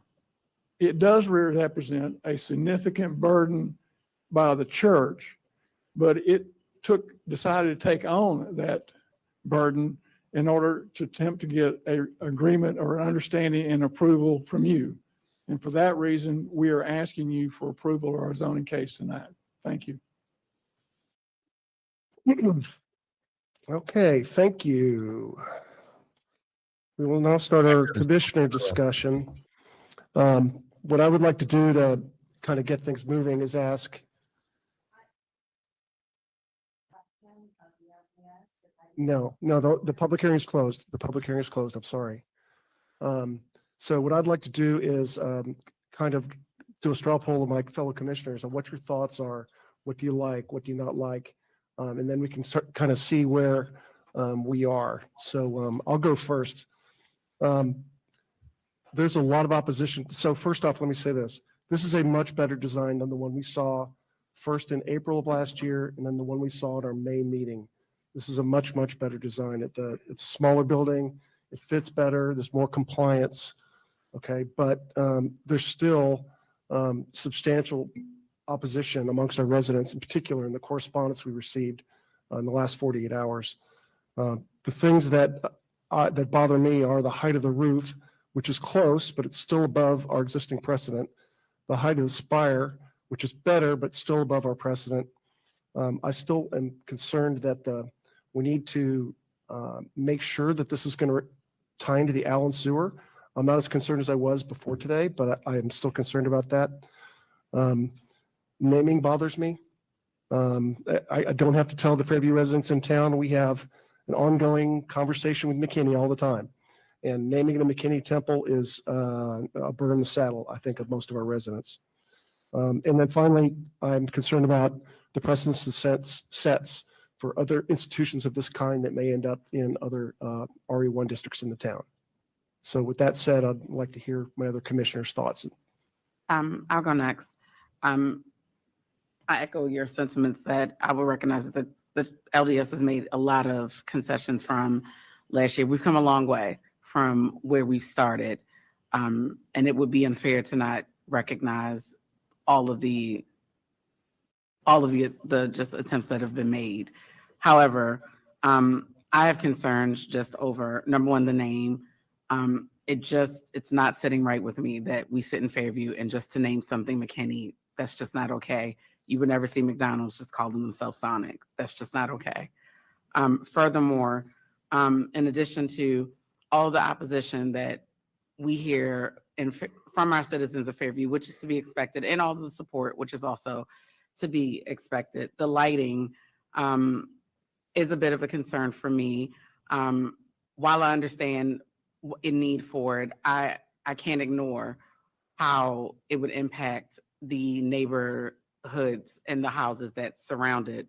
And then furthermore, I am a bit curious on how Yoruba Linda was able to get a temple built to their specified need and how that wasn't taken into consideration here. And I know that that's a different town, different specification, different need, and it's a different situation, but it's just very interesting to me. And I've done my own independent research outside of what has been said here, how we weren't able to get there here. But those are my concerns just from listening even before I walked in here tonight. I'll get my time. Go. I agree with everything that's been said so far, and I want to thank, I agree with everything that's been said so far, and I want to thank both the opponents and the proponents tonight for all their opinions and thoughts. It'll help us in making a decision that we need to make. I agree on the height of the temple. Other areas, that steeple is considerably less than what the 120 feet is. And I think that's something that is the biggest concern of most of the people in Fairview is the height of the temple. Also the lighting. I'm really concerned about the lighting being on all night. I know on one agreement or one COP that it was agreed that the temple would shut their lights off from 11 to 5 in the morning. And all of a sudden that has disappeared. That is a problem that really affects a lot of people around the area. And I feel for the people that have to look at that light all night. So that's my thoughts. Thanks, Des. I too agree with my colleagues here and thank the LDS for all the efforts that they've made in getting to this point. I think all of us here are in support of the temple and want to welcome you with open arms.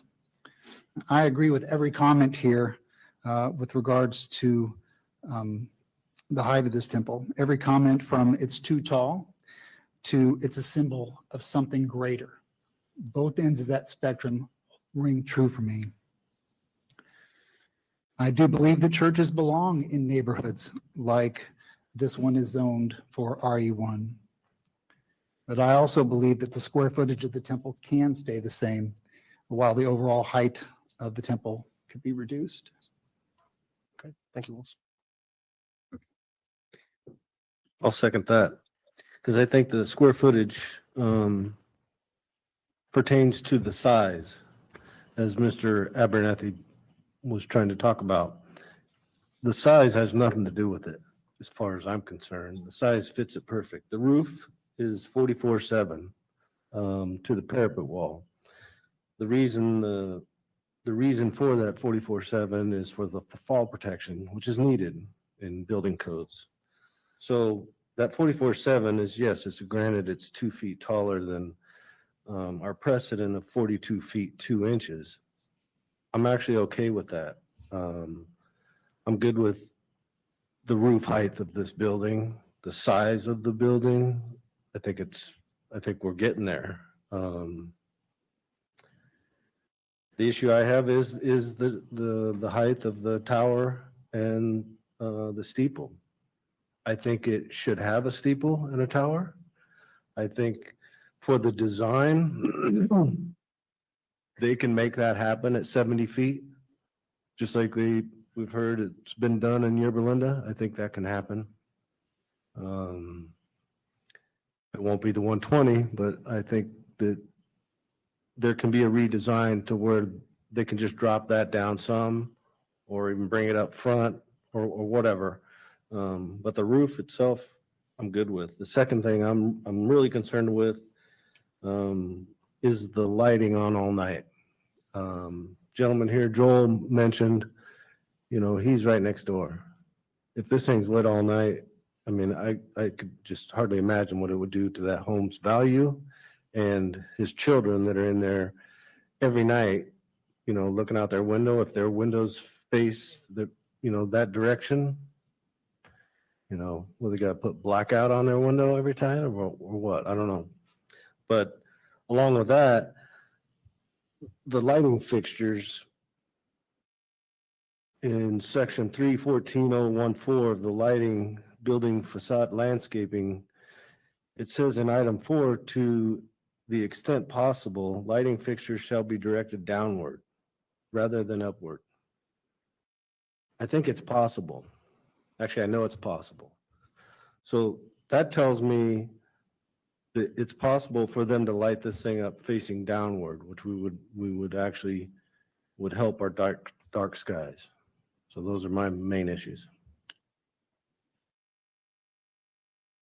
I've listened to these both sides of the opposing and support, and I agree with some of my colleagues on the commission here. I'd like to add a couple of things that I think Mr. Carter mentioned as well about the lighting. Lighting is my concern, especially for the children that live in your place, Mr. Joel. I think that's going to be a problem for children. And I've seen it happen in several other places as well. So when I heard Mr. McGregor talk today about some of the steeples are similar in nature at other places, but you said also at the same time some have been lowered. I think that is something to reconsider as well in our discussions on the commission today. Both of you have some really supportive ideas on this, but I do support the church.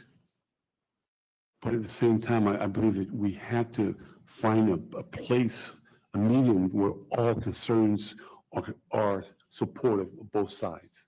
That's important for me. And if we can find that agreement, that negotiation portion of it, I think we'll be successful. And it's all about success, as far as I'm concerned. And if there's some negotiation pieces that needs to be done, I think it needs to be done. I agree with you, Chairman, what your discussion is today as well. I think the steeple is 120 is kind of large as well. I think you could lower that down as well. And the biggest issue, and I'll reiterate that, is the lights. Lights is a big issue. And when you said initially, I saw one proposal 6 to 10, and then my colleague asked 5 to 11, and then I didn't hear anything else after that. I think that needs to be addressed. Those are my thoughts. You know, listening to everyone here tonight, I think the issue is we're here to try to figure out how to make this work. Okay, we're not here to not make it work. That our intent is to make it work. And we're close in so many ways to getting there. And I guess from one side, it looks like the solution is really pretty simple. Just shorten the height down to what you've already built in other places. Make the lighting conform to what the lighting code is, and we've pretty much got a done deal. It's not complicated, but we make it complicated, okay?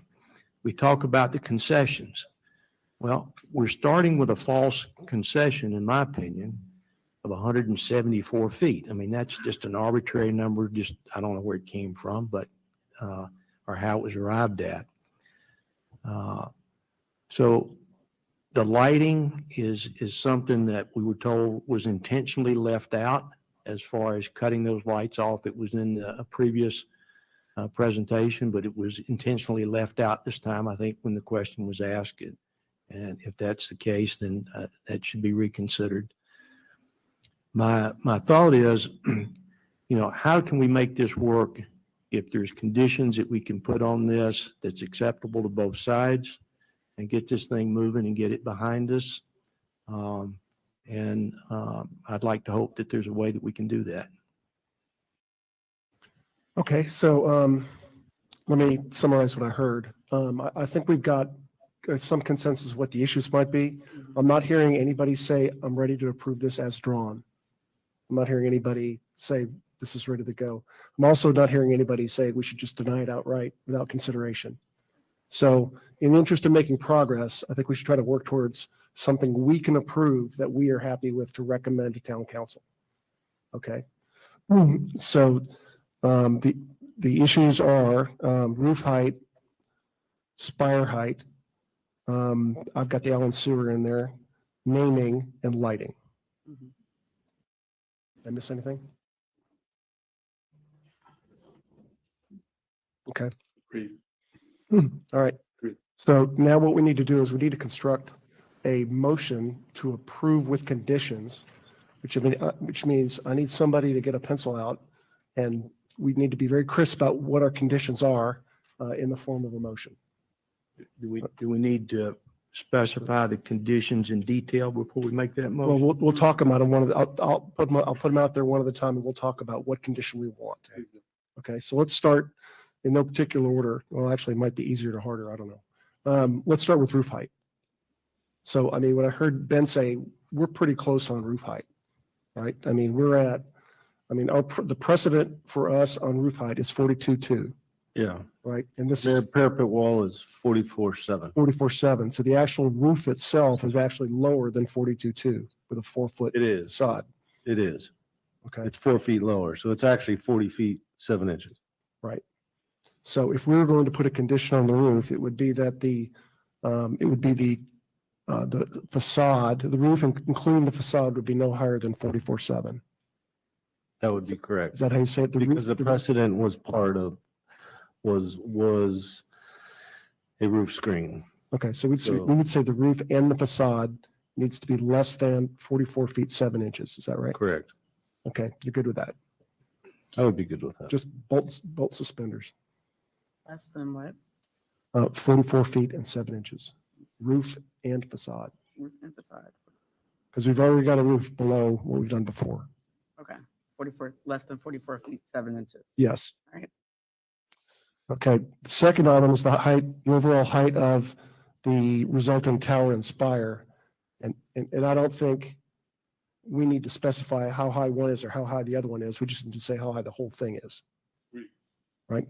Y'all agree with that? Yeah. Great. Okay. So the precedent we've got out there now is 68 feet, 3 inches.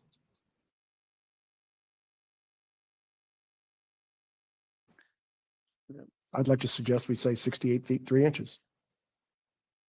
Fine with that. I agree with it. Okay. Height, tower, and spire, right? The tower and the spire, top of the spire. Okay. I brought this up. I would like to, as a condition, I would like the temple to connect to the Allen sewer system. There's some history here why I'm being pedantic about that. Just trust me on that. Mm-hmm. That has nothing to do with this case. It was another one. Okay. Okay, number 4, naming. Mm-hmm. And I'll put words in your mouth, but you get to write them. You would like the condition to be that this be the Fairview, Texas Temple. Yep.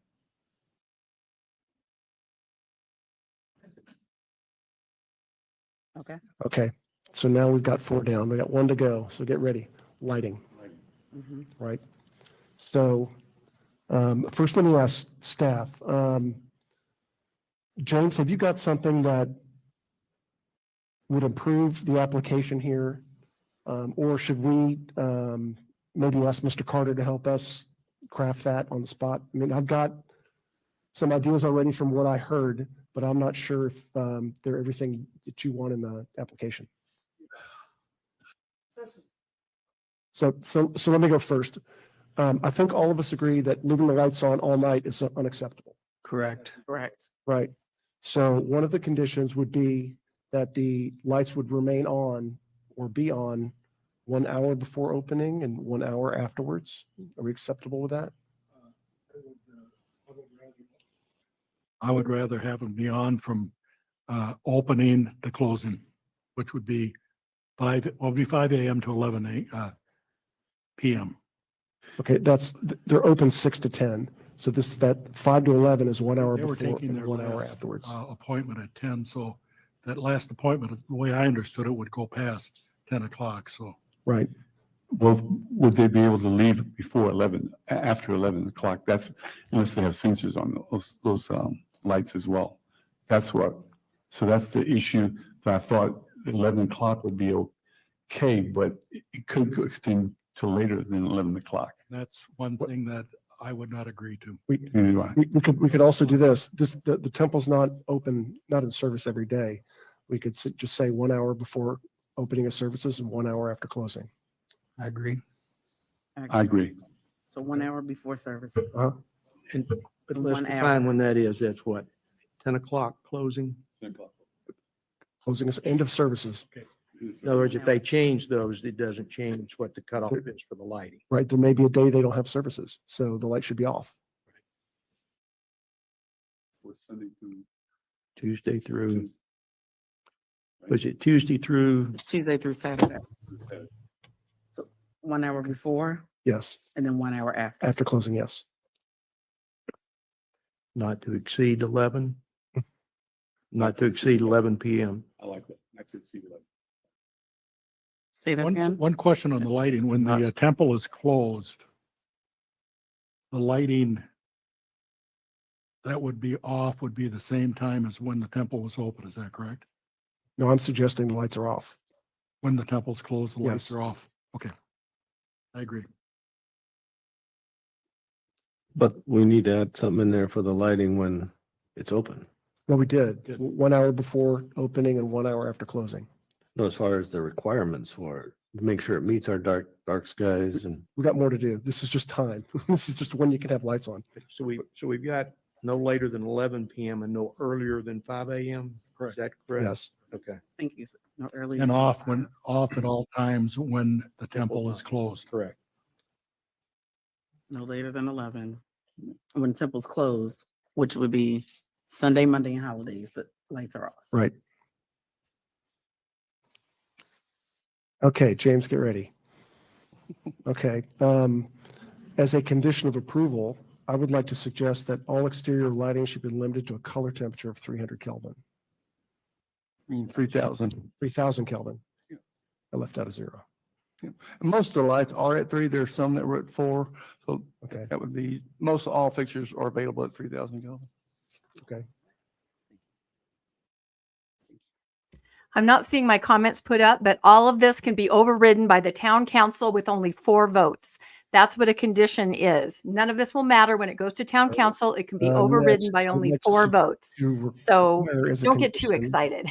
that no light source or fixture should be permitted that emit light council will above have the to show their horizontal cards. plane.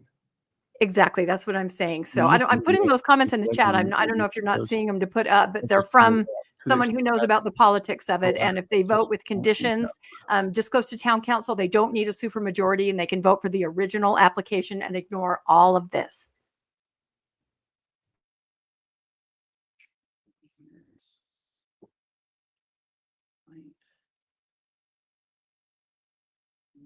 We're almost there. Go ahead.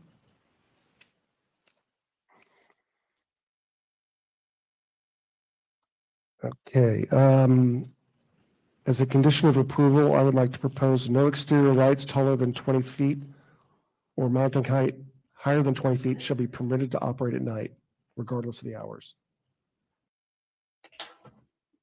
Agreed. No, This has got combining the height of the exterior lights and when they operate.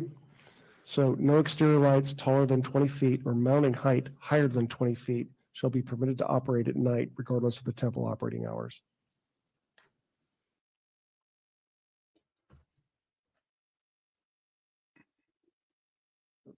And then I've just got one more. Need to include the special condition number 2. That it shall not exceed the requested 38.9 that they've asked for. Meets our precedent, so needs to be put in there though.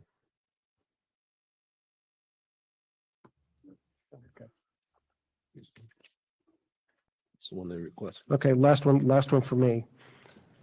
Parking lot lighting and security lighting must be full cutoff and should include optional directional cutoff light shields to prevent light trespass beyond the property line.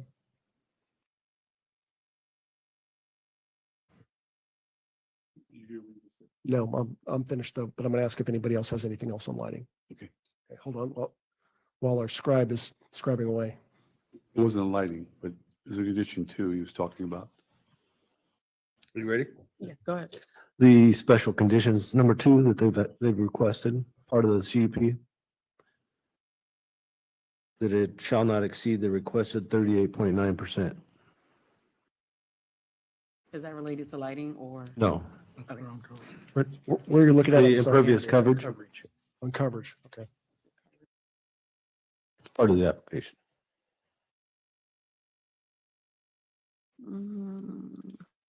Lakia has the best handwriting of all of us, so. Not right now. Best note taker. All right, just say it again, Ben. That the maximum allowable disturbed area shall not exceed the requested 38.9%.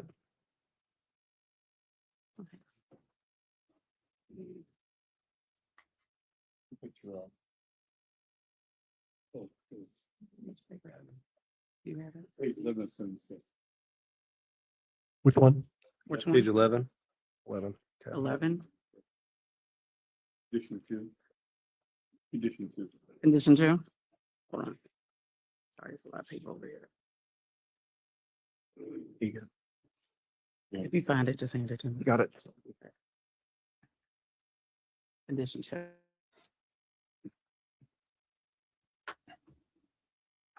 And this is under coverage. This is under coverage. Yeah.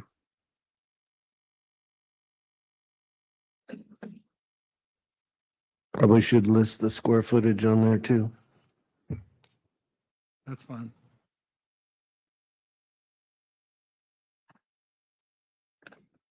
Or that could be part of the motion, one of the two. We can add it to the condition because it doesn't have the square footage on there. Another condition to not exceed the 30,742 square foot. Say the number again, please. 30,742 square feet. 30,742? Not to exceed. Okay. 1, 2, 3, 4, 5. I have 6 conditions. Okay, so I'll give you a practice run. One other thing, we had talked about the drainage in the back, about directing it primarily to the west and away from the east, which would dump more water onto the residents right there that back up to the property. And there was excess capacity to the west, if I remember correctly, we talked about Yes. that, and that would not require any really additional expenditures on their part. Was that your assessment? Yeah, just a modification of the two outfalls, like one a little bit larger, one smaller. You can adjust the release rate of the two. And that would direct it away from the homeowners that back up to that property then? A portion of it, not all of it, but a Right, but it portion of would- it. The LDS church in their drainage analysis had a little bit of capacity. It's a little over 3 CFS capacity that they already designed for. And so. We wouldn't want to exceed that. but- Right. But would it, I'd like to utilize that and limit the drainage issue on the residents that back up to that property. And from what you're saying, it's not an issue for the church to do that based on the drawings that we've looked at. Is that correct? That's right. Okay. And I've talked to their civils too, and they wanted to do it during the civil phase, but they were open to it. They said they were open at it. Obviously, they need to study it as well, but Right. I showed them the capacity. But I'd like to put that in there. Add that as a, Mhm. add as a I need some condition. words. That the excess capacity to the west of the containment pond be utilized to limit the excess flow to the east that would impact the residents that back up to the property, to the church property. Access capacity to the west of the pond be. There's a containment pond back there that outflows both east and west. Mhm. And since there's additional capacity to the west, that we would ask them to use that additional capacity to limit the outflow to the east, which dumps right out onto the property once it's exceeded onto the residents that adjoin the property, that back up to the church property. Which means, will that happen, Alan? Will that be a problem with Alan? Does Alan have no problem with Alan at all? that's correct. This is all drainage within Fairview. Got it. Surface. Just write that down. What do you guys think about the name change? Would the church ever change a name based on grassroots ground up? I think that's fascinating. Traffic issue, that would be a text. They haven't situation. said the already name, said but that they they said it in their would. discussion, but not here. Yes, sir. The TxDOT ultimately will have. Yeah, to that was one of their approve, original conditions. They said they would do in that. regards So to future signalization warrants, deceleration lane warrants. So ultimately, TxDOT will make the final decision. They just use the TxDOT warrants in their analysis they presented to us.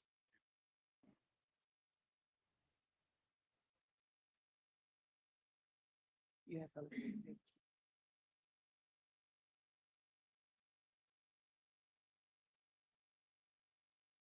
Give me the paper with all the lighting notes. With the what? Lighting notes? Yeah, that I marked with the stars. it's kind of funny that they keep telling these stories that, they walk around and everybody says, this is our temple. And now the town's saying, we want it named Fairview Temple, and the church can't very well say, no. Yeah. Okay, so 7 conditions. Yeah.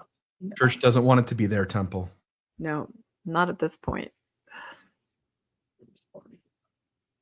So again, to be clear, with all these conditions, the town council may support these, and then we'll see what happens next. Or the town council could completely ignore them and no longer need a supermajority of 6 out of 7, but only 4 votes. So Okay, it so when you're ready, really opens anything up, any need the possibility motion for as a Tuesday. draft.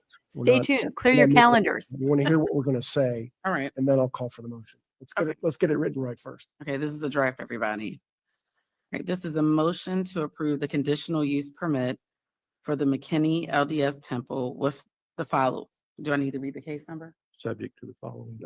Go ahead. Okay, with the following conditions. Number 1, the roof height under the roof facade less than 44 feet and 7 inches. Number 2, the height tower and spire 68 feet 3 inches. Number 3, that it connects to the Allen sewer system. Number 4, that it be renamed to the Fairview, Texas Temple. And number 5, the following conditions under lighting. Number 1, that the lights remain on 1 hour before service, no earlier than 5 a.m., 1 hour after the last service, no later than 11 p.m. When the temple is closed on Sunday, Monday, and holidays, the lights should be off.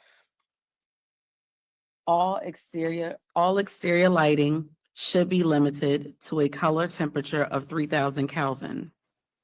No exterior lights taller than 20 inches or mounting height higher than 20 feet, thank you, sorry, shall be permitted to operate at night regardless of temple hours. Parking light lighting and security lighting must be fully cut off and should include optional directional cutoff light shields that fully prevent light trespass beyond the property line and onto neighboring property. Is that Clay? Oh, yep, Clay. I'm sorry. Hold on. Next condition is utilizing the excess available capacity to the west for the containment pond.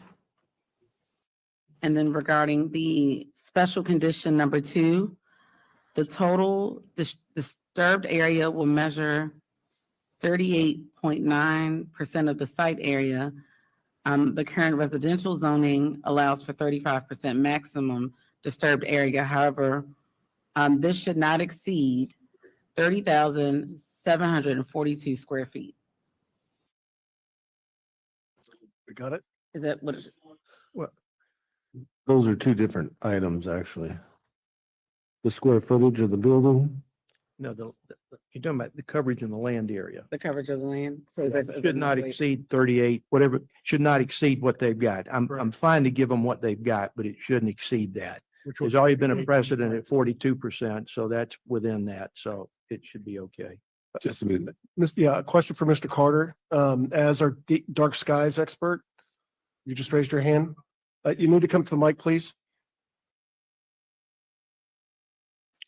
You missed the one condition about using any light fixtures that emit light above the horizontal. Oh, that's fine. Yep. Okay. Sorry. Thank you. Good catch. Thank you. Good You meant to catch it. And then no light source or fixture should be permitted that emits light above the horizontal plane. Thank you, Mr. Carter. Oh, okay.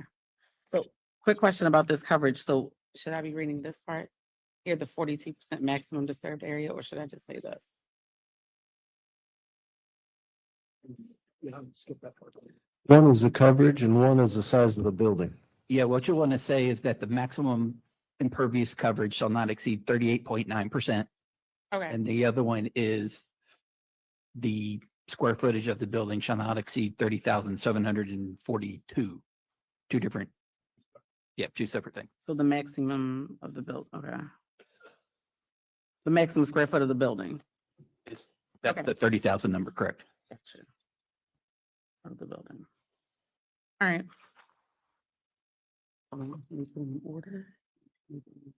This is these are all lighting. When you're ready, I'll entertain a motion. Sure, John. Right. Ready. Ready. Yeah. Go ahead. Okay. I would like to is it entertain or submit? We'll make a motion. I would like to make a motion for the conditional use permit for the To approve. to approve the conditional use permit for the McKinney LDS Temple with the following conditions. Number one, the roof height. The roof and facade should be no higher than 44 feet, 7 inches. The height, tower, and spire should be no higher than 68 feet, 3 inches. The temple should connect to the Allen sewer system. The temple should be renamed the Fairview, Texas Temple. There are several conditions under lighting. A, all exterior lighting should be limited to a color temperature of 3,000 Kelvin. I wanted to catch a picture of him B, rubbing his no light forehead. He source was or really not fixture happy. should be permitted that emits light above the horizontal plane. He is C, sweating. no exterior lights taller than 20 feet or mounting height higher than 20 feet shall be permitted to operate at night regardless of temple operating hours. D, parking lighting and security lighting must be fully cut off and should include optional directional cutoff light shields that fully prevent light trespass beyond the property line and onto neighboring property. Also, the lights are to remain on 1 hour before service, so that means no earlier than 5 a.m. and 1 hour after the last service, which means no later than 11 p.m. On days when the temple is closed, the lights should remain off. Next, the next condition is utilizing the excess available capacity to the west for the containment pond. And then finally, regarding coverage, the total disturbed area will measure 38.9% of the site area, and the maximum square footage of the building should not exceed 30,742 square feet. Can I get a second? I second. Okay, we have a motion and a second. All in favor, please signify, say aye. Aye. Opposed? The ayes have it. Motion passes. Well, there you have it. All right. Wow. Hold on one second. We have no further Here. business. in zoning commission. So it looks like I won, Rebecca. I adjourn this meeting. You won. What did Yeah. you say? I said they would pass, they would approve the height and they would pass, but they would put conditional use on the lighting. And they approved the height at 44.7, which is the building height. Yes. They didn't pass the steeple height. They reduced the steeple height. But this all appears to agree with the agreement they had, because it like the lady said, it's not to exceed 120. Exactly. They approved it at 70. That does not exceed it. The lighting was not a part of that, and neither were any of the other conditions that they put on. I'm not sure they can tell the church that they have to name it Fairview. I think that the That's church why I can asked name that it whatever they question. want. Yeah. But I think they're asking for that.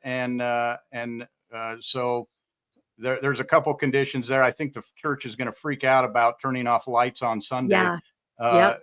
I'd like to see how that What goes. about those second anointings? They happen on They Sundays. have to do those. everybody. They sleep over. That's right. No, that's true, Landon. You really did win. So RFM owes you $50 and a cheesecake, but I'm hoping, since you're my co-host, that you'll share with me because I love cheesecake. But yeah, we don't want to spend a long time right now because, oh my gosh, we are Mormon Stories level here. We are 3 hours and 40 minutes. But I just want to make sure that everybody understands that by passing it with these conditions, it now goes on to the town council, right? Had they said no, it doesn't pass, it still would have gone on. But and the town council meeting is going to be on Tuesday, the 29th at 4:30 p.m. And it starting at Mountain Time, 4:30 p.m. Mountain Time with pre-show coverage. But this really opens it up to anything because no longer is the supermajority needed. 4 votes is all it's going to take to pass it. Now the town council can support these conditions and say, we're not going to pass it unless these are met.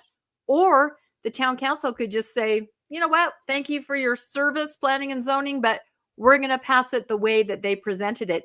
Anything can happen now. I don't even know what to guess because anything can happen. Any thoughts, Bill? I do. I want to say something, which is if they would have only put 1 or 2 conditions, it would have been no big deal for Henry Lesner and the rest of the group to go, all right, we're approving that.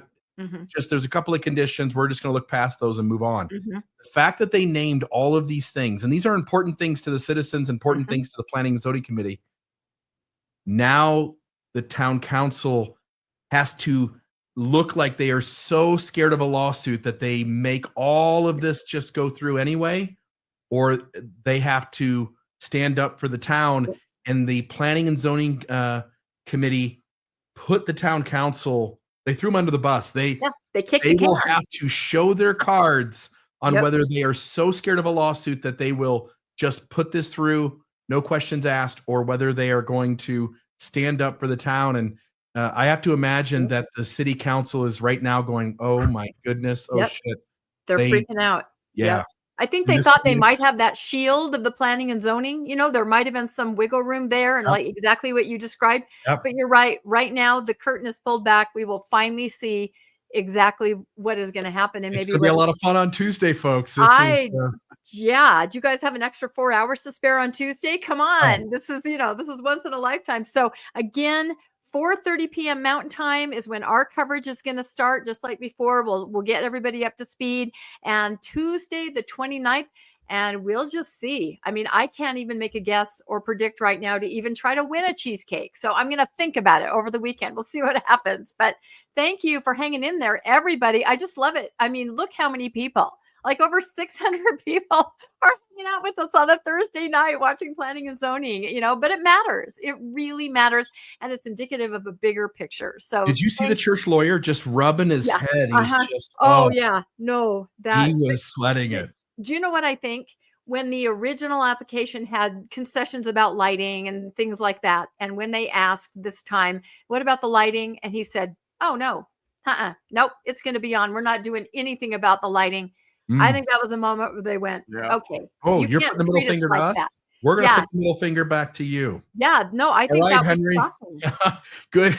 Good luck, Henry Lesner. You've earned your pay this week. Yeah, no, but think about it. He's only mayor for like 2 more weeks, and then he can just kind of, hopefully just take a long city vacation. will be, I mean, these citizens will be pissed. Yeah. If he just sends it through and the whole council sends it through with no reservation. But like you said, that's so difficult because they look how much care they took in each of the conditions. I mean, it really does show that they're thinking about the town. They're thinking about the church. They're trying to make it work. You know what I mean? That just wasn't lip service. They tried to make it work. What were you going to say, Landon? Here's the thing. Every argument or every condition that we heard from the church members, this solves. If they build this, it solves theirs. It solves both sides. It's really a great compromise because their children are safe. They have a temple. They can look up to God. All of those things that they said they wanted, they get. So this is really a win-win if it passes and the church will buy into it. Right. So who's stopping the members from getting everything they described that they wanted tonight, their heart's desire? Mm. Who will be stopping them? Their church will be stopping them. Ball's in your court, Chief. That's right. Wow. There you go. Wow. This is crazy. All right. We'll sign off for tonight and we'll put out more information. But again, 4:30 p.m. Mountain Time pre-show, Tuesday, the 29th, the final countdown. Here it is. This is it. So we'll see y'all next week. Thanks for hanging in there. Bye, everybody. Bye. That's a wrap for this week's edition of the Mormon Newscast. We appreciate you tuning in and sharing this time with us. Keep the conversation going and stay informed on all things Mormonism. Until next week, wishing you peace and joy.